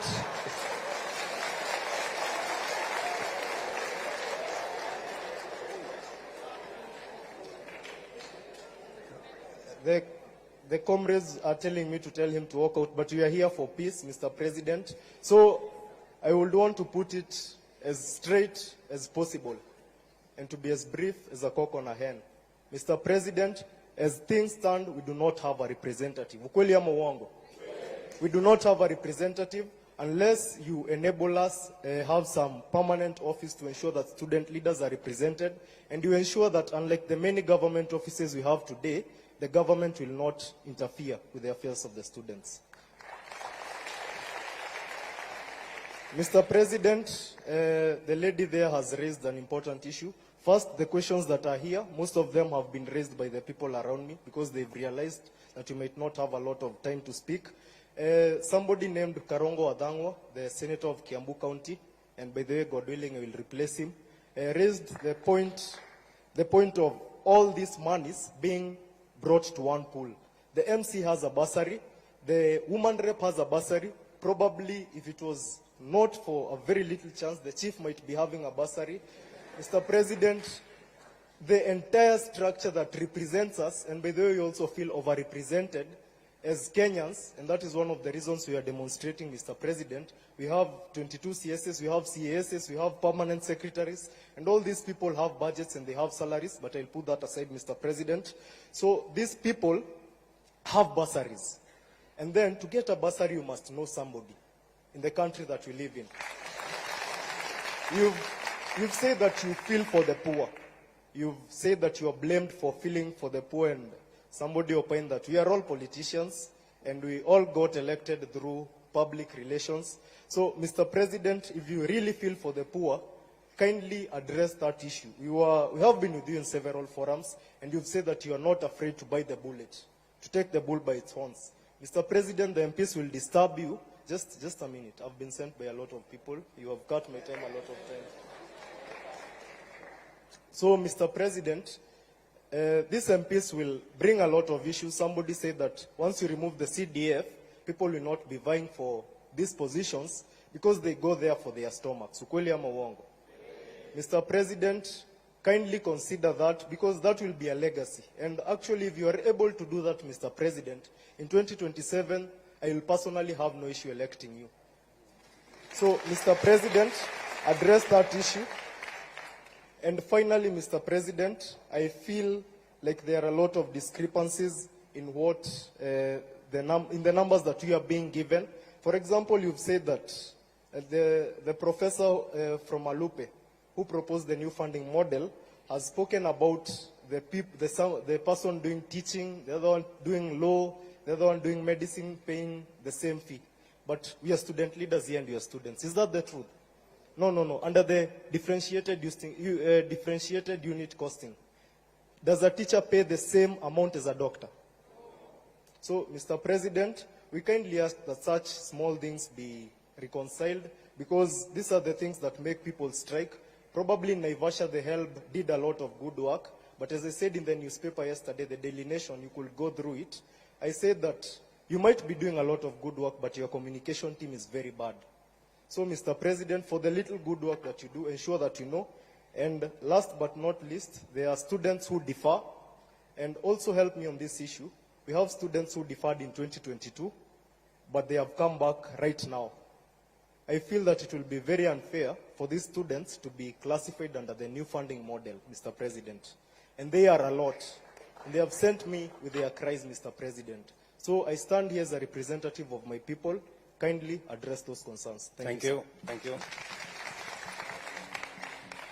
have taken already 2 from this side. Let's take, I think the final 2 from there, and then from here.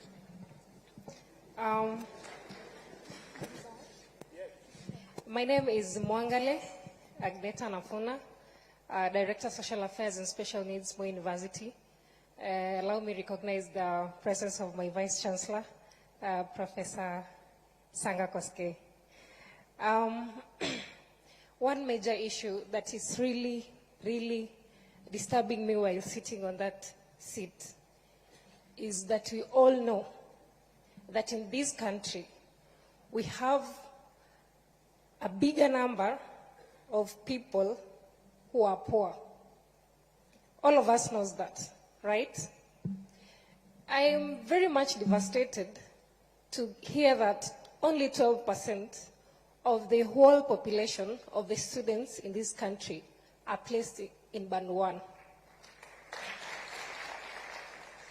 If we really, Your Excellency, can do something about this, we can appreciate, because there is no point of giving 12% of the whole population to Band 1 and expect that the other people will just have to appeal. Why would I say this? It's because when giving 12%, you knew very well, or the team knew very well, that you have a lot of poor people in this country. So at least they will have at least given a bigger percentage to these people, and at least consider also those people who are earning maybe middle or who have bigger salaries.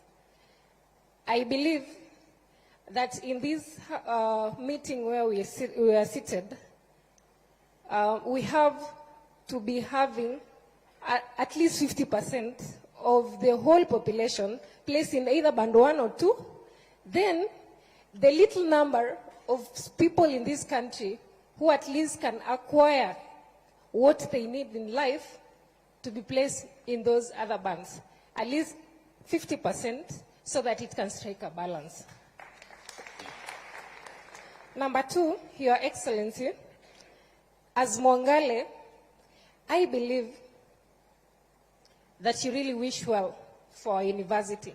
And I know very well that you have the interest of those people who are needy in this society of Kenya at heart. And I would ask this for elaboration, kindly. The other day, the directive was given that students will just go join to university, then, without even paying anything. Let's reason out, how will it be when students are in university? Yes, they have not paid the money, they need services. We have workers, we have lecturers, and all other stakeholders that really need to be paid. Of course, there are basic services that you really need in our university. So, how are the university going to manage this? If I said I only need a clarification. Then, Mr. President, I will also need maybe some explanation on this, the placement. Of course, everybody is saying the funding model is the brilliant thing that has ever happened in this country. But now the problem is its implementation. In a case where, of course, we have parameters to place these students in band 1 to either band 5. But now how is a kid, maybe whose parents have separated informally? Of course, lately we are having a lot of broken marriages and everything. Of course, you can find sometimes even children end up remaining on their own or maybe staying with their grandparents. As a student or as this kid, how are they going to present themselves? How are they going to defend themselves when it comes to their placement? Because they don't have anything to show. Thank you, Magneta. You have asked 3 questions. I think it's only fair that we stop there. Thank you very much. Maybe we can give one more person up Mbele, or yeah, maybe this guy at in front here. Yeah. To His Excellency, Mr. President, all protocols observed. I am Nick Okoth from the Aviation College of Mombasa. My concern towards the new funding model is drawn to the situation whereby you have got twins.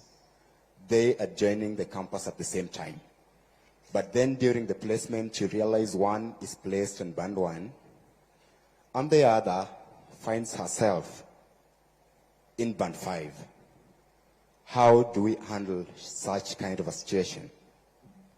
Thank you very much. Can I have, maybe we can take 2 from this side, and then we can take 2 from that side. A lady and a gentleman. We have a gentleman right behind there. Yeah, thank you, Your Excellency, for creating this opportunity. I'm Faustin Wandera from African Nazarene University, and by God's grace, I'm serving as chairperson of the Student Council. Your Excellency, African Nazarene University is a private university. And under this new funding model, we feel discriminated as private universities. I am yet to be convinced, as much as you have explained to us this funding model, because of the following reasons. Maybe you can help me to understand if you answer these 2 questions. If the government decides to offer scholarship to the students to go to private university, is it that the scholarships are being offered to the universities or to the students who are Kenyans and they have a choice to go to the private universities? Number 2, Your Excellency, if I believe the funding model is running, if this model is going forward, then we are being forced as the student leaders in private universities to also find the solution. Just the way you committed to the people of Kenya, I also committed to the students of African Nazarene University that I'll have to make sure that also your needs are met. Your Excellency, if this model goes on, I have a solution. We have a solution which is an initiative. It is called ASOSI, that is African Nazarene Student Organization Scholarship Initiative. Now, as the Student Governing Council, we will be forced to offer the scholarship to the students in the institution. Therefore, I have to ask that under this initiative, kindly, Your Excellency, can I get from you in your capacity 20 million to give scholarships to the students? If yes, Excellency, I can give you a bank account for African Nazarene University right now. You can just send the money there. We will allocate with the team and we will give the report to you. Thank you. a lady this time round. Let's get a lady. Hello.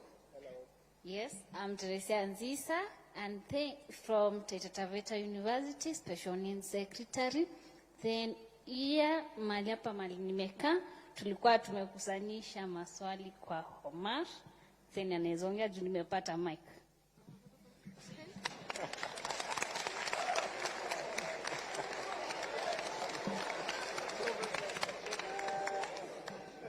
Comrades, wisdom. Comrades, power. Comrades, viva. Vice Chancellors, hi. Your Excellency, I have a few concerns concerning the new funding model and a few things related to the university, higher education funding. And I'll start right away by talking about the students who do the intra-school transfer. You know, once comrades, the Form 4s, or a student is done with the Form 4 education and therefore the COOPS portal is open for application of the courses and the universities, they are not aware of which courses. They are not aware of maybe which courses to apply for, and therefore they opt for any course. And they believe that on reporting to that university after the placement, they'll get to change their courses. But now this has become a problem because on changing the programs, the funding, I don't know, the funding board or the government, an example of the 300 students in Pony University who transferred their courses, and therefore, up to now, their fee has never reflected. And I have a problem with why should the entire cost of the program reflect in a student's portal instead of the household obligation, the household contribution? Now we get to know that the government, due to failure to release the funds to the universities, these students are not able to do their exams. These students cannot access the university services. These students are held back from enjoying the privileges of the university, just as other students. I'd really love to hear you respond to that. Secondly, in Naivasha, with the PS, though she gave you a contrary opinion or conclusion, she told you that we agreed to everything and we said that the model is really working, which was not true. Actually, we told her that for this model, if we have to stick to the new funding model, let us do away with Band 4 and Band 5. Because these are the problematic bands. They are the bands that are creating so many problems to the parents. In Pony University last week we had students joining, and majority of them came with their parents. So you find that we are helping in the admission process, and a parent is coming thinking that I'm part of the administrators, crying that, oh, my student is placed in Band 4, my net worth is 0. What should I do? Na anatoa machozi. Really, Mr. President, I thought this government is for Mama Mboga and mtu ya boda boda. So what do we do to search, or rather to help such parents and students? Number 3, you said that if students can propose better ideas to make this model work, then I'm a social scientist. I can offer one. Now that my wise colleague there said that we have so many bursary kits in different dockets, starting from the MCA up to the presidential. Your office also has a bursary. I don't know if that is true, but you know it yourself. So if we can constitute it into one kit and make education completely free, or reduce the cost of programs, that will be very appropriate, and this model will work. Number 2, I asked myself, now who sits back and decides that now this program is going to cost this much? Who? I think the Vice Chancellors and you know better. Do we have a fixed figure that should be the, hii lazima tu hii cost of hii program, for example, medicine should cost this much. So we can reduce, right? So if we have a reduced cost of programs, and let's say, for example, you have those, maybe the impossibility of band 4 and 5 being done away with, now we have band 1, 2 to 5. We have students in band 1 paying nothing, band 2 paying nothing, band 3 paying something, band 4 paying something a little more than those in band 3, and band 5 paying the, that way this model will work. Mr. President, I can assure you. Thirdly, we've talked about the corruption in the institutions. We have this seat. Mtu akikwambia this seat costs $1 million. That's crazy. We have this thing called a procurement act or procurement something. Each and everything has to be procured. We have those procurement officers. Those are the sources of corruption. Mr. President, if you have to do something, then start with doing away with those offices. How the hell can we have a seat here costing $1 million when we know the actual price? So can we have the procurement act done away with? Thank you, Mr. President. Thank you very much, my friend Omosh. Is that your name? Omosh? Omash? My name is Omar. Omar. Okay, Omar. Thank you. Let's take two. I am informed that we are running behind time, but I will take two more. Yes, my sister? Okay, Kalen Karemi, the Vice Chair of the East African University. Mine is on what you have said about the private universities. For example, let me give you a case of myself. I studied in the village a day school. Let me recognize the school St. James Kiarida. At that time, when I managed to get a C+ to join the university, but when I was going to apply through the COOPS, my C+ could only admit me to a private university. So you find most people, the cluster point is high for the public universities. And yet, they will be, when they are going to apply, they will be placed in the private universities. And you have said you can't offer the scholarship. Right now, for me to pay the 19,000 that I'm paying in the private university I am, my parents are really struggling. That is for a fact. What if that parent of that student in the same case as mine, who is in a day school, is going to pay the same 80,000, 90,000? Will that student manage? That the student can't manage because the cluster point for the public university are that high. So what are you going to do about the cluster point? And then I'll go to question on the burden. We say, for example, a Maasai who stays at Narok. That person owns 100 cows. When I'm going to apply for that as where I studied in a day school, I'll be placed in band 1. And 100, you sell that cow for 50,000. The net worth of that person is 5 million. And that person will be placed in band 1. Reason being, the person is from the Maasai. They are known for those people who doesn't have, sorry to say that. Sorry to say that. And yet, when that person doesn't have a KRA to feel about the parent when applying for the help or whatever, and yet that person net worth is 5 million, and that person will be placed at band 1. And then there's a case, someone from JQuad said that person is earning 25K. Are we fair on that? Yes, that is my question on the cluster point and the. Thank you. Thank you, Karemi. I think we give this chance to a gentleman.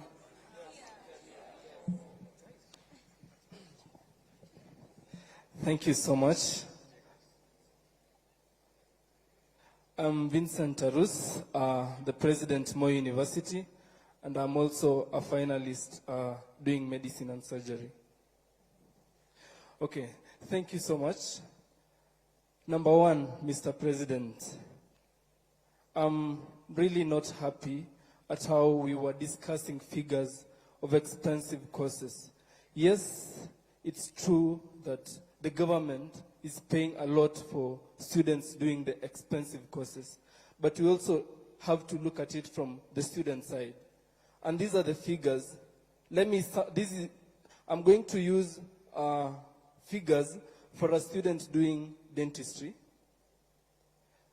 And of course, with these figures, you could estimate those who are doing medicine, engineering, and all those expensive courses. A student in band 1, the one who is very vulnerable, is going to pay 39,000 shillings. Remember that at the moment, we are paying less than that. We are paying 32,000, 33 up to 40, and now a student in band 1 is going to pay 39,000. My cue, the conception of the new funding model is on the basis of assisting the poor. Number 2, a student in band 2 is going to pay 78,000 shillings. A student in band 3 is going to pay 156,000. A student in band 4 is going to pay 234,000. And a student in band 5, 312,000. Now, already we can see and have the impression that expensive courses, or rather, the courses that are expensive to offer will only be for the rich. Because we can all agree that a student in band 2, band 1, band 3, and band 4, they are all poor. Now, who are going to afford these courses? Mr. President, when we had a meeting at State House, you said that you're going to put a ceiling over which the vulnerable are going to pay. Yes, that is only going to sort those who are in band 1. I'm assuming it will be way less than 39,000. Now we have sorted those ones. What about the majority? Because, Mr. President, the majority of students are in band 4 with a figure of 47%. If I can use figures of last year's group. These are the figures I got from HELB, that of 113,000 students who applied, 47% are in band 4. And I can use as a case in my school, Mr. President. We have students who, up to now, they were just allowed to do the exam without paying fees. But really, the truth is, they won't be able to pay these fees come end of year examinations. And what will be the fate of schools that we are so much trying to salvage? We are going to have so many dropouts, Mr. President. And these figures I'm using is for the School of Dentistry. Now we have the School of Engineering and the School of Medicine, the School of Nursing. I thank you, Professor, for the figures. But the figures are too high. And this dream is only going to be for the rich. Now, Mr. President, because we value consultation, I'm going to propose an affirmative action that we have to scrap off the idea that these courses are for the rich. If these courses were for the rich, Mr. President, I don't think you'll be standing there where you are right now. And I don't think all these dignitaries will be seated there where they are right now if these courses were for the rich. Now, allow me to propose an affirmative action that we give more scholarship to these courses so that everyone can be able to afford. The children of the peasant farmers, the children of the poor, the mamamboga, that this administration was built in, allow us to have something, allow them an ability to dream of these courses and pursue them. The issue of loans, Mr. President, that has been spoken about enough. The reason why we are rejecting this new funding model, Mr. President, is because we feel the burden of loans on our backs at the moment. I could only imagine those who would join after us and the generations to come. Yes, you said, Mr. President, that it is better to have loans and educated or than not having loans and educated, and not having loans and non-educated. But those are not the two options that we have, Mr. President. We can have a discussion of how we can balance both so that we can come up with a system that values everyone, a system that accommodates everyone. And until then, Mr. President, allow me to reject this new funding model respectfully. Thank you very much, Mr. Tarus. I don't know. Let me answer those questions. I think they are quite a buffet. Mr. President, I've been given one last concern.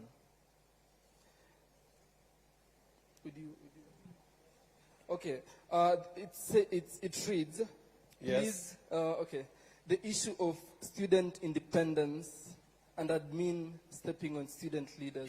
I think this is addressed to all our vice chancellors, the management of our schools.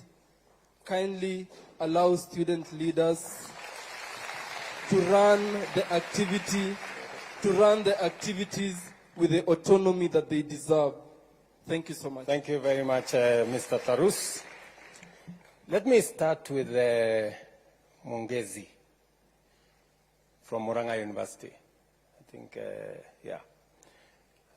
she suggested that why don't we consolidate all bursaries?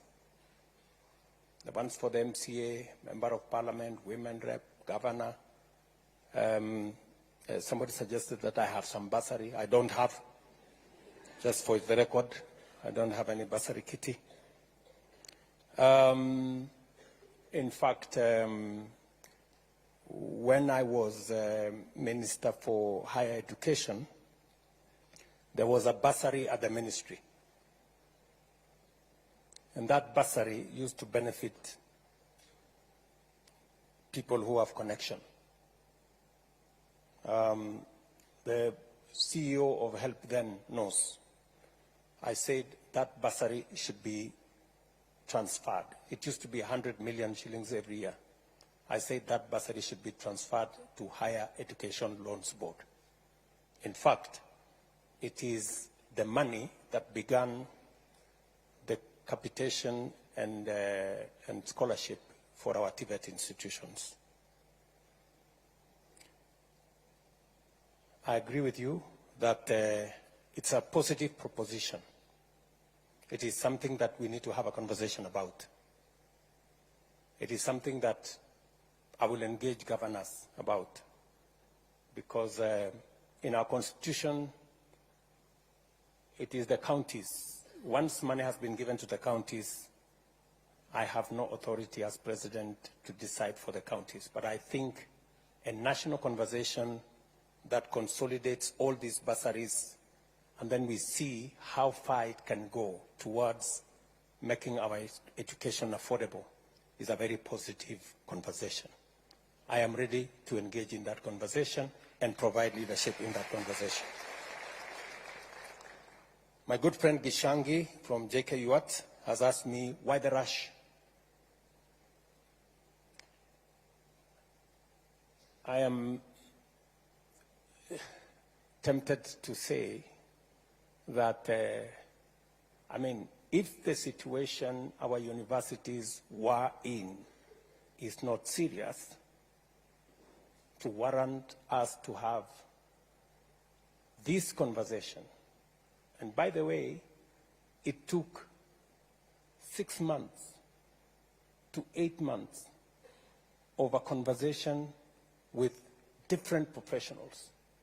It was not something that it was over one night or a weekend or a week. It is something that was very clearly thought out. And you said something like, we make promises that we never keep. Let me tell you, this is one commitment I made. The universities are here. The vice chancellors are here. They can tell you the commitments I made on this model were delivered last year, and it is making a difference in our universities. That is the reality. You did say that corruption is a big problem, and I agree with you 100%. Corruption is a big problem. And I want to thank the university leadership, because part of the corruption that has been going on is on even the money that we give to universities. We decided that we are going to go using technology. I'm very happy that the university leaders accepted that we use technology. Unfortunately, our secondary schools and primary schools took us to court. They still want to deal in cash. And I know we lose a lot of money there. Corruption is something we must deal with it firmly. I have made proposals on what we should do as a nation. I have had conversations with the Chief Justice. I have had conversations with the leadership of Parliament on what we need to do on legislation to make sure that we deal with corruption. But we can also, corruption is not just about jailing people. It is about putting systems in place that make sure that corruption doesn't happen. And one of them is to use technology to make sure that we are sure of what we are doing. And that is what this whole system and what we are doing with HELP and what we are doing with COOPS and what we are doing with our universities is all about. I have made it very clear, and I have asked sometimes we investigate an incident or a corruption case, and people rush to court, and we are given an order, you cannot investigate so-and-so. We have situations where we have been told you cannot charge so-and-so. They've gone to court and obtained an order. We must interrogate corruption so that we make sure that we deal with it from all angles. You have given a case of when somebody has 50,000 or earns 50,000 or 25,000, and they have siblings in university. Maybe they have one student in JKUAT, they have another student in another university. Higher Education Loans Board, can you help me explain how do we treat that parent? Mr. Gishangi wants to know what category is that? What category is that student? Can you help me? Thank you, Mr. President, for this opportunity. I'm not working for HELP, but I am a member of MTI Task Force and a lecturer at Laikipia University. My name is Dr. Alex Kibet, and I'm going to explain my understanding of this MTI. From the question that was asked was, how do we treat someone who has a lot of dependents? And from the questions that an applicant is asked is, how many dependents do you have? And the main reason why you're required to give that particular response is so that the MTI can be able to calculate a per capita of that particular household before, which is going to be used as an input for determining your score, and which is going to be used as an input for your final score that determine where you will be banded. And maybe to just say something, Mr. President, as an addition to what you have said. They have indicated, or you have indicated, that there are 10 indicators that show, or that are used, or that work as a variable. There are actually 10 super variables that are used to determine your level of need. But in reality, with each super, there are several other sub-indicators. For example, a family structure, for instance, which is, it has a variable on, you have both parents, you have a single parent, which is a mother, a single parent, which is a father, all the way to someone who is an abandoned child in the street. And all of them are taken care of. So that when all these factors, from the general super variable to sub-variables, the NTI makes sure that you are classified correctly. The only challenge, my president, that we experienced, because I was at least part of the team that analyzed the information, is the quality of information that our applicants provide for that particular system. This is a system that whatever comes out of it depends on what we input. So if we don't provide the correct information, then we're going to be banded wrongly. And because we are coming from a point that this is a new system, one of the recommendations that we gave to health and higher education was, please leave a room so that if there is anyone who may have submitted wrong information, can still re-provide an information that can be used for reconsideration. And that is why there is an open appeal for a fund, that if you have a different information from what you presented, you can re-provide and you can be reconsidered. And from the first information you've been given is within the next 3 weeks, that is going to be reconsidered. There's something else, again, Mr. President, that I would also wish to state. Is there's something on what if a situation changes in your course of your studies? How are you going to be taken care of? Let's say today you have both parents, and at the second year of your studies, something happens. Again, that is a factor that during our task force we considered and said, if a circumstance change, like your parents, guardian loses job, your parent loses job, you lose parents, you can re-provide the information that please reconsider my banding or my categorization so that I can have a space or be treated where I am supposed to be. There are some other small recommendations that we have suggested to them, and we hope they are going to work. Thank you, Mr. President. Thank you. Do you have anything useful to add, Mr. Kingori? No, Your Excellency. I think Dr. Kibet has said it well. Okay, thank you very much. So I think that is the information, Mr. Gishangi. You have also told me that there are people who masquerade as representative of students. And they have come to say we represent. I want to tell you, for the avoidance of any doubt, that any student I have met, they haven't said they represent anybody, at least to me. If they have told other people, I don't know. So I believe that every university has its own representation, right? And I have heard everybody here who has spoken, they have said, I am president of this college, vice president of that college. I have not heard anybody here saying, I am the president of all the universities. Or maybe I didn't, maybe it escaped my thinking, my listening. So I don't think there is anybody who has come to me to say they represent all the students of the universities.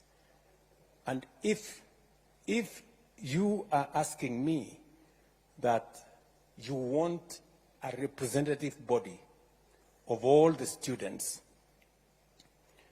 that is a conversation I'm willing to have. And the universities, the leadership of universities should be part of that conversation. so that we can all agree what mechanism are we going to use. Are we going to have elections in some form? Because, I mean, we're a democracy. Or how are we going to get a student leadership that represents our universities? That is a conversation that we can have. Somebody has told me, are you the one who said students who differ? There's somebody who told me about students who differ. Yes.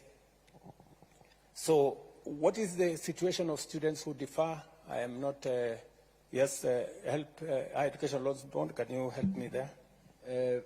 Your Excellency, students who differ, the case of KCSE 2022, were all allowed to apply.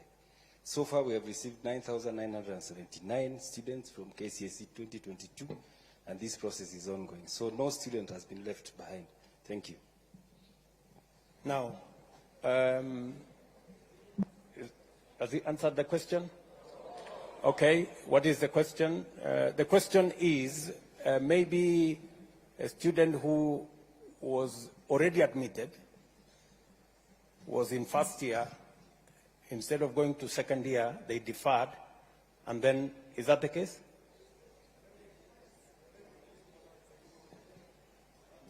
Okay, okay. Which model? Are they coming? Okay, I think what the question is, those ones who you are now considering, are you considering them under the old model or are you considering them under the new model? They are being considered under the new model. Yes. Yeah. Because the model started considering students from KCSE 2022. If you are from the previous years, that is KCSE 2021, 2020, and the previous years, then you fall into the old model. Thank you very much. Now, my good friend Gishangi says he wants to replace my friend Karungo Dangwa. I wish you well. I know you have said that if I behave well, you might consider your vote for me in 2027. But Mr. Gishangi, I want to tell you that my focus is not in 2027. That's not my focus. My focus is in transforming Kenya. That is my focus. You know, there is always, you know, a belief that we must focus on the next election. Good people, there is more than the next election. We need to do and make the right decisions for Kenya now. If we make decisions merely because we want to be popular, that's how we get ourselves into the kind of situation our country is.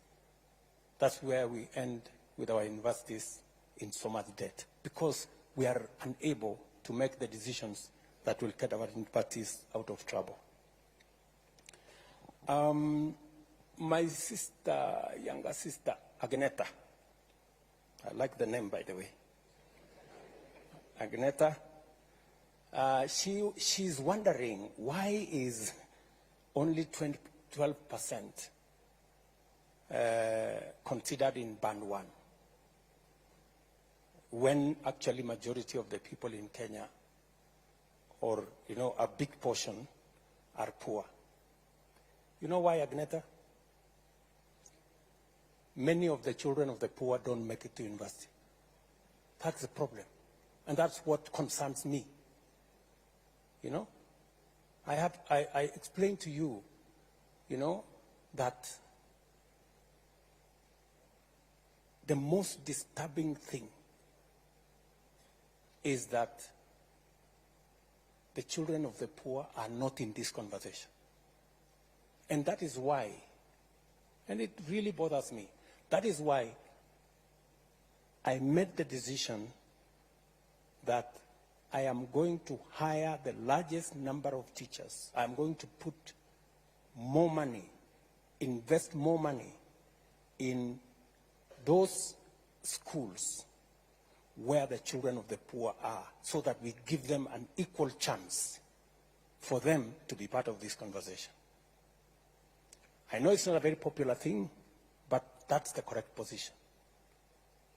That's why I'm going to hire another 20,000 teachers, God willing, by the end of this year. The same way I hired the 56,000, to send them to all these day schools and schools in those rural areas and all those day schools, to make sure that the children of the poor also make it to get to the university so that they can come and sit here and have this conversation with the rest of us. That's my position. Let me also say the following. You have told me, and I agree, you're very sympathetic to my case, that we have said, let the students be admitted. Let all the students be admitted, even as we sort out the issues of how much they are going to pay, how much the households are going to pay. And we have said that, recognizing that it is something we must do. You have said, how then are the universities going to pay? If the students don't pay, if the households don't pay, how will the universities survive? How will they pay for the essentials? Agneta, we are going to give money to our universities because we are giving money on scholarships from by government, even as parents sort themselves out as to whether they are in band 1, band 2, band 3, and the appeals and what have you. As that is going on, we are going to support the universities to make sure that the courses and learning continues from the government support that comes as scholarship, and also from our Higher Education Loans Board, and they are here. They are going to be forwarding the money that is on the loans aspects to the universities as well. So that's how we are going to support the universities. You have said something about there are some situations that marriages break, and I think the two gentlemen have already answered that question, that if your situation changes along the way, you are free to bring back your new status so that you can be reconsidered accordingly.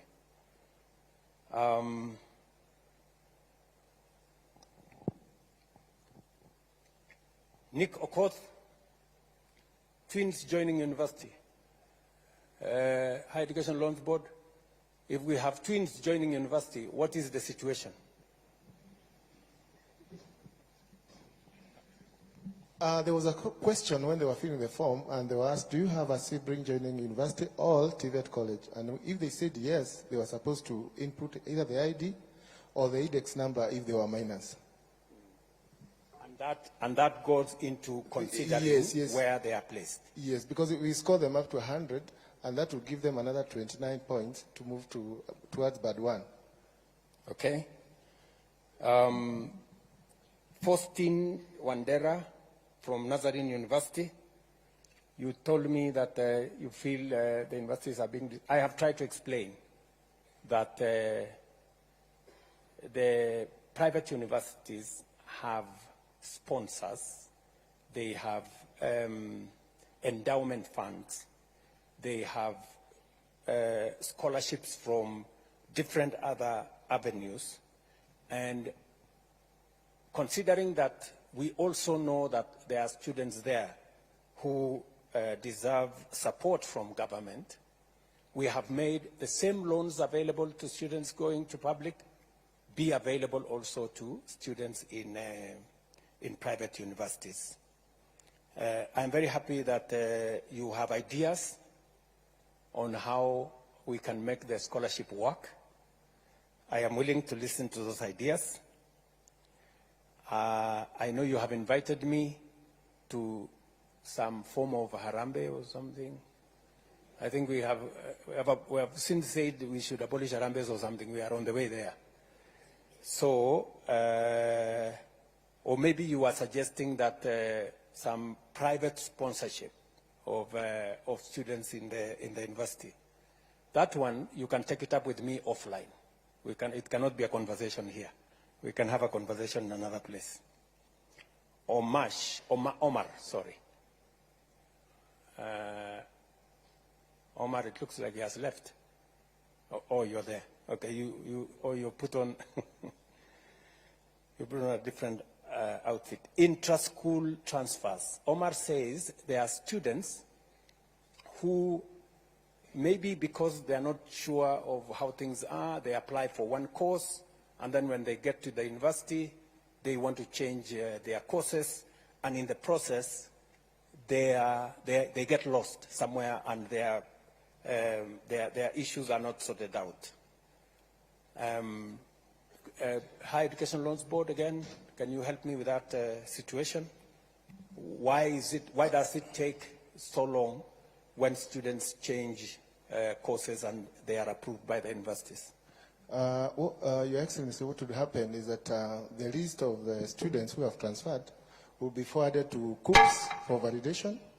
And after COOPS validates that they have transferred to a program they qualify for, then they would upload in our portal and our system would pick it. So maybe that lag can take a month or so, and that could be affecting the students. But we are going to improve this year. We are going to talk with COOPS so that we can improve that process. When you say you're going to improve that process, Omar would want to know, it now takes a month. He says it takes 3 months. What are you estimating that it's going to take? Are you able to give us a shorter time frame, or we give you time to think about it? I think it's even engineering has been done where COOPS, I'm sorry, I'm talking on behalf of COOPS, have availed the transfer module to the universities. I don't know whether the Vice Chancellors can confirm that. So now you don't have to send documents to COOPS. The Vice Chancellors would log in and effect the transfer there, and they validate in real time. As a way of managing that losing of time? Yes, sir. Can a Vice Chancellor confirm whether that is the case, one who has experienced such a case? Where is the Vice Chancellor? Yes, there is a mic behind you. Your Excellency, my name is Professor Biambo, Vice Chancellor, Meru University. I would like to confirm that that is true. You can now transfer online, and it's done real time. Thank you very much. Thank you very much. Why should the whole fee reflect instead of the household? Just hold on, Omar. I'm still answering your questions. Just to Lisa Boli kidogo. Omar is asking why should the whole fee reflect? All he wants is the fee to reflect on what the household is supposed to contribute. I think initially the letters that went out had the full fee, the cost of the course, and that is what brought a lot of confusion. The ministry then instructed, and I think the PS can speak to this. Yes, PS. Your Excellency, there had been a lot of confusion in terms of what the students contribute in terms of fees as compared to the actual cost of the programs. So we thought it was important to share this information so that students can appreciate that a course like medicine, for example, is 612,000, but the government is shouldering a portion of this cost of the program, and the households only pay a certain amount. But Your Excellency, we've been in conversation, and when we realized that was a problem, we withdrew the letters, and we have released new letters that just indicate the amount for the household to contribute. Thank you. Thank you very much. I think initially, Omar, what the point was, you know, sometimes people don't appreciate where we're coming from. I think so there was an attempt to say, okay, this course costs so much. The government is going to pay so much. you're going to get loan of so much, and the household is going to pay so much. Unfortunately, many people misunderstood that and said, okay, the cost costs 600,000, that's what I'm supposed to pay.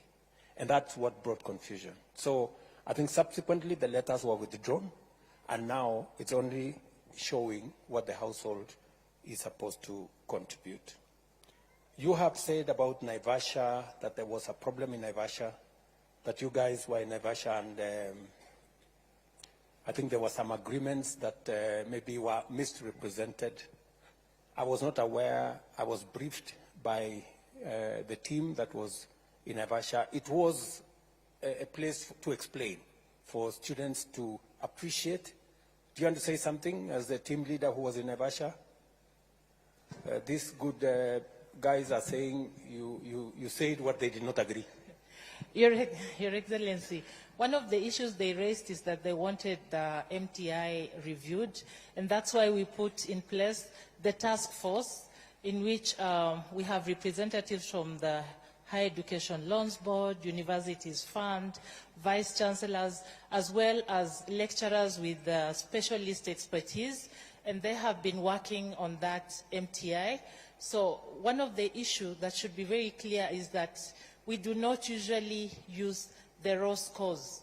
So if, for example, you have 9 dependents, or 5, or 2, or 3, all of these have a weight. And that weight is usually determined by a very random group. So HELP will put a group of students, lecturers, parents, members of the community, church, and they decide how do you think this variable is important in determining the capacity of a family.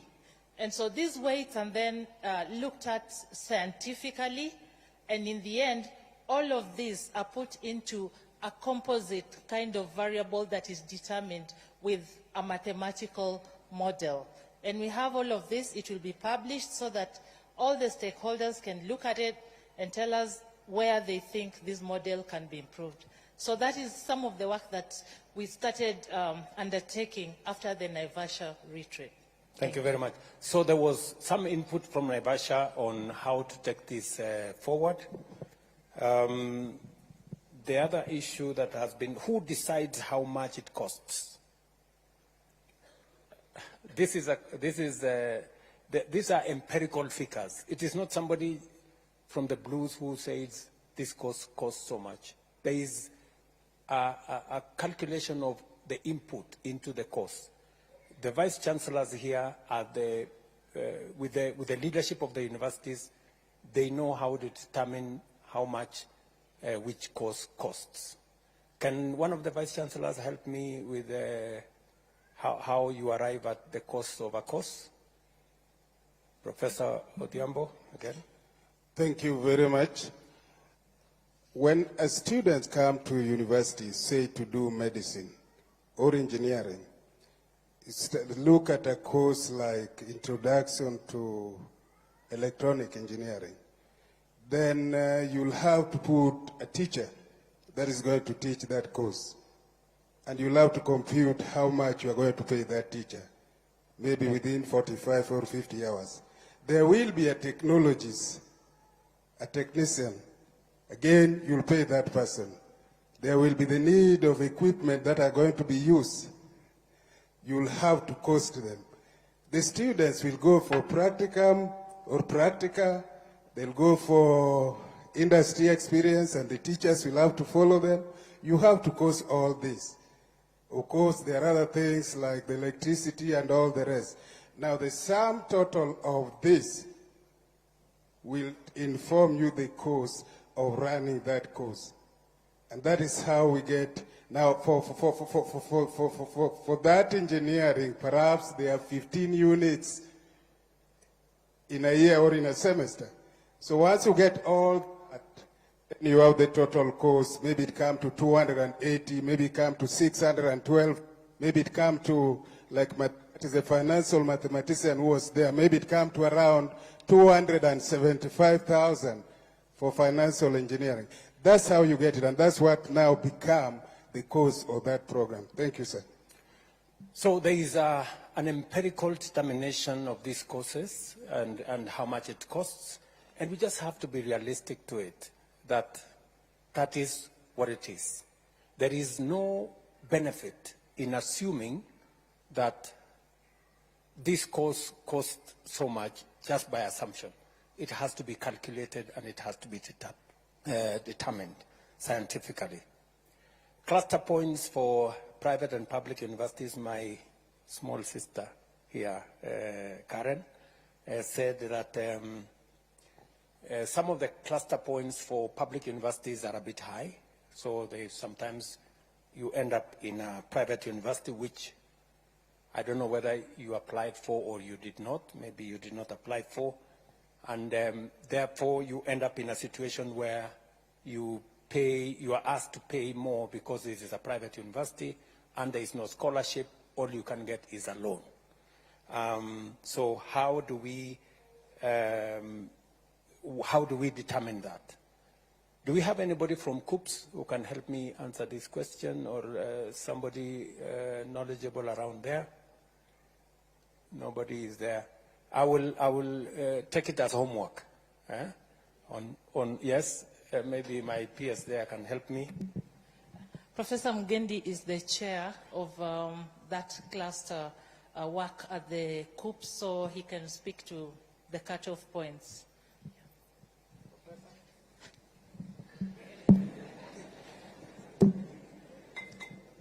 Thank you very much, Your Excellency.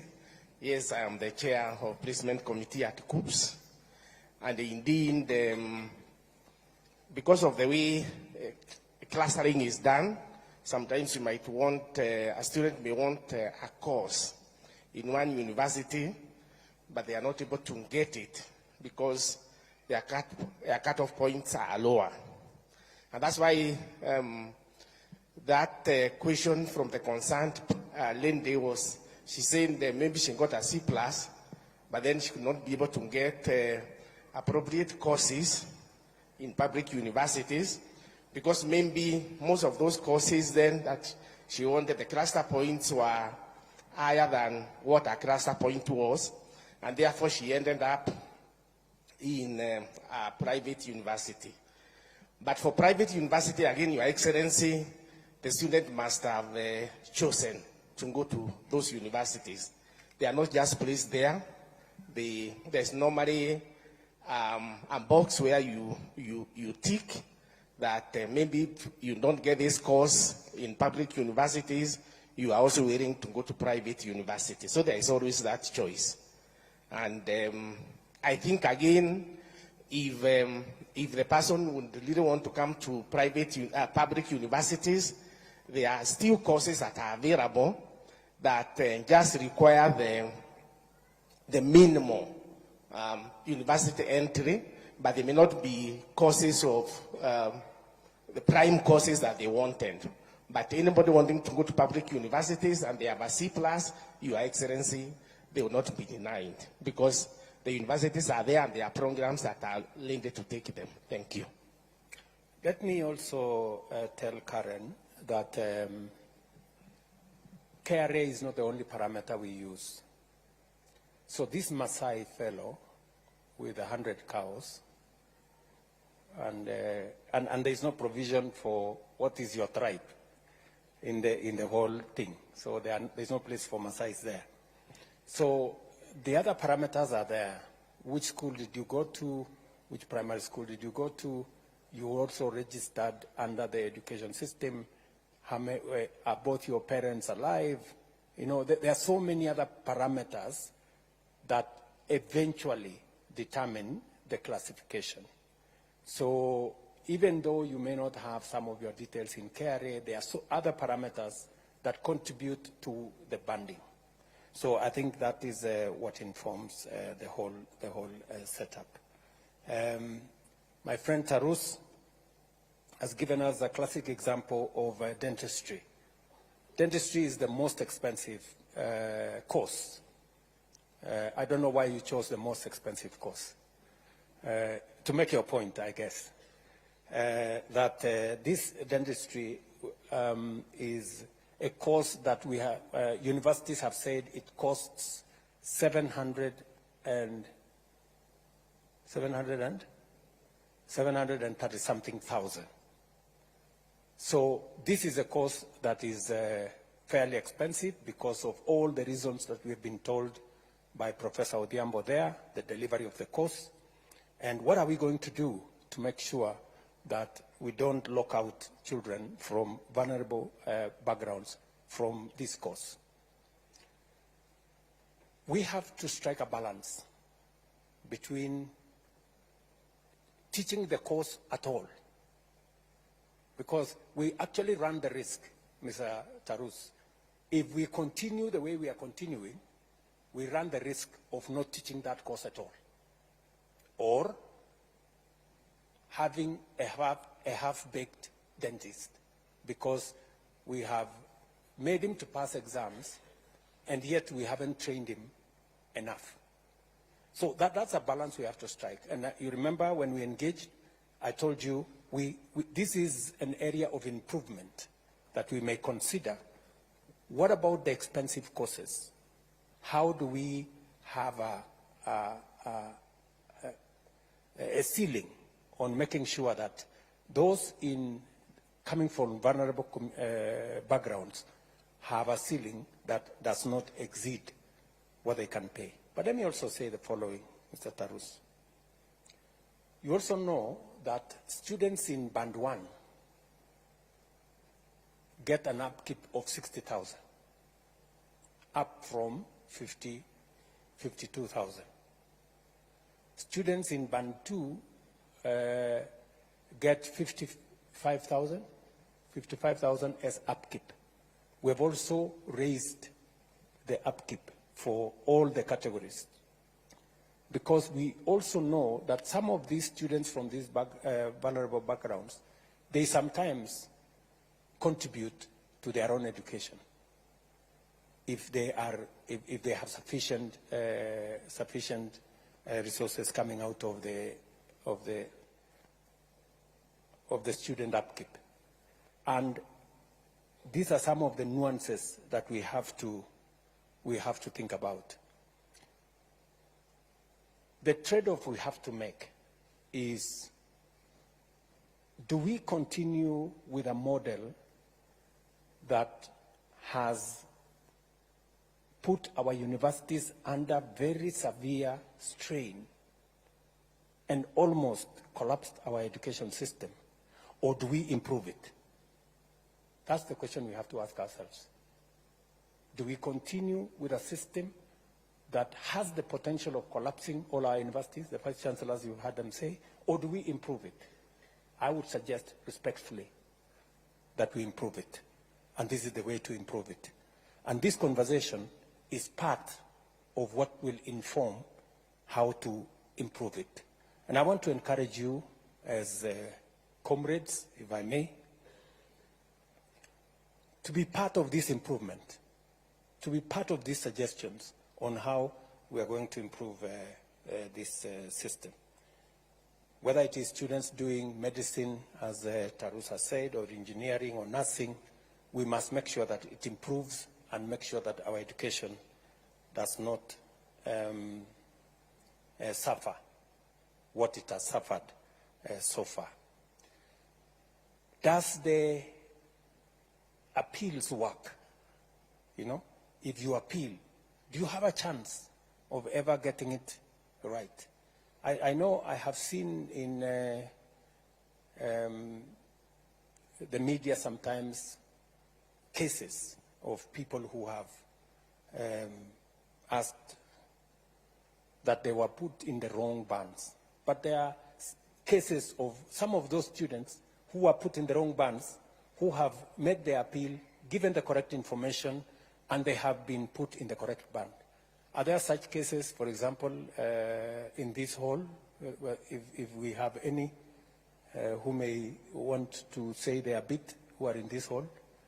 Because I remember there was Josiah from Kisii, and he made a very passionate, are you Josiah? Okay, you wanted to say something? Just hold your horse. Or do we have any other student who made an application and was given a chance to appeal? Yes, my friend? Are you among those who appealed? Yes? Okay, give him the mic. Let's hear what his story was. So nili-apply nikawekwa band 3, nikafanya appeal, nikawekwa band 2. Yeah. What was the issue, for example? Were you told what the issue was? I wasn't told, so tuliambiwa to reapply. Yeah. And you reapplied. Who initially, how had you applied? Who had applied for you? I applied through the cyber and I filled out the details correctly. And then during the appeal, you have to write a better reason as to why you're appealing. And then you were reconsidered? I was reconsidered and placed in band 2. So how long did it take? A week. A week? Yeah. 1 week? Okay. There are some other people who have applied. There are others who have taken in some of our suggestions, and we have seen them progress.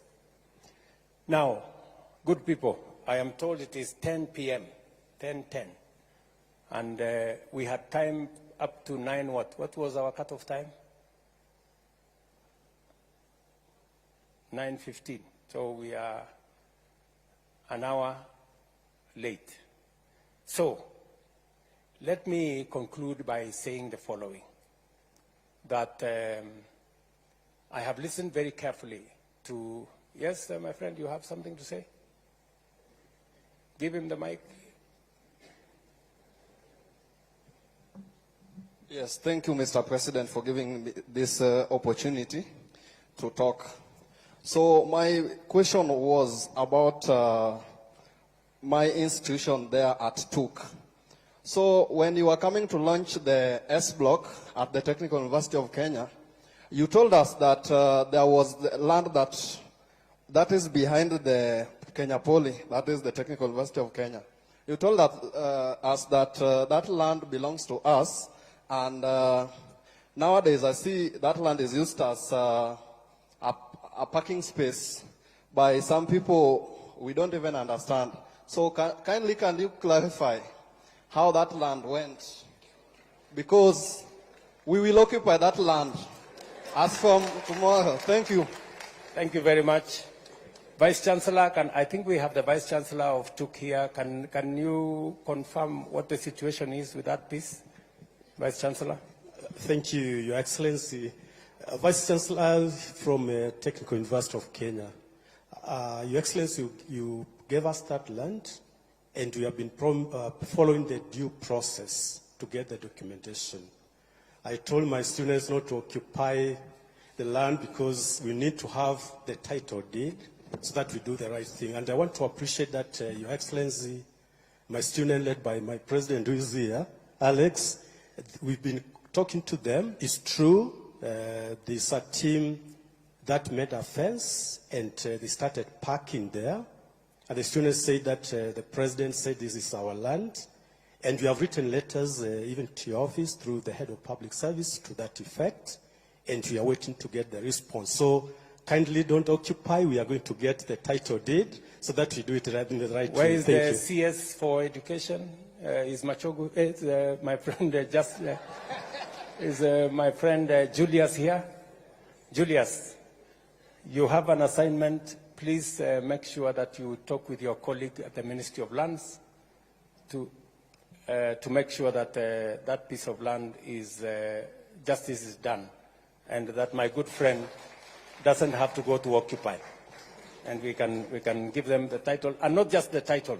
We can actually, using our housing fund facility, we can help them put up some hostels if that is what the university wants. So I'm sorry that we have to call it a day because it is, okay, let me end with this girl. She has really put up a strong case. All protocols observed, itikati zote zikiwa zimezingatiwa. My name is Honorable Sang Linda Chepkoech from the Strathmore Law School. And Mr. President, I must put down my book to say something. It has always been my dream to meet the president. And today, I've met you, but keep quiet, I want to say something, eh? Mr. President, when you entered this hall, I was watching your steps. And when we came in here, we could see there are seats that are white. You've worn, beginning from your coat, you've worn white, and at the end, it's white. So from far, starting point, and to the end, you are wearing all white. Mr. President, it means peace. Please, look into this new funding model. Mr. President, look into it 3 times, look into it, and ensure it favors everyone. Most of us here are from vulnerable backgrounds. We are just in some schools because of purposes and because of our mouths. Mr. President, look into it. Please, Mr. President. Thank you. Thank you very much, my dear. Thank you. So I think let us, let's leave it there. I know the ladies want to say something, but because of time, what maybe we could agree on a way forward.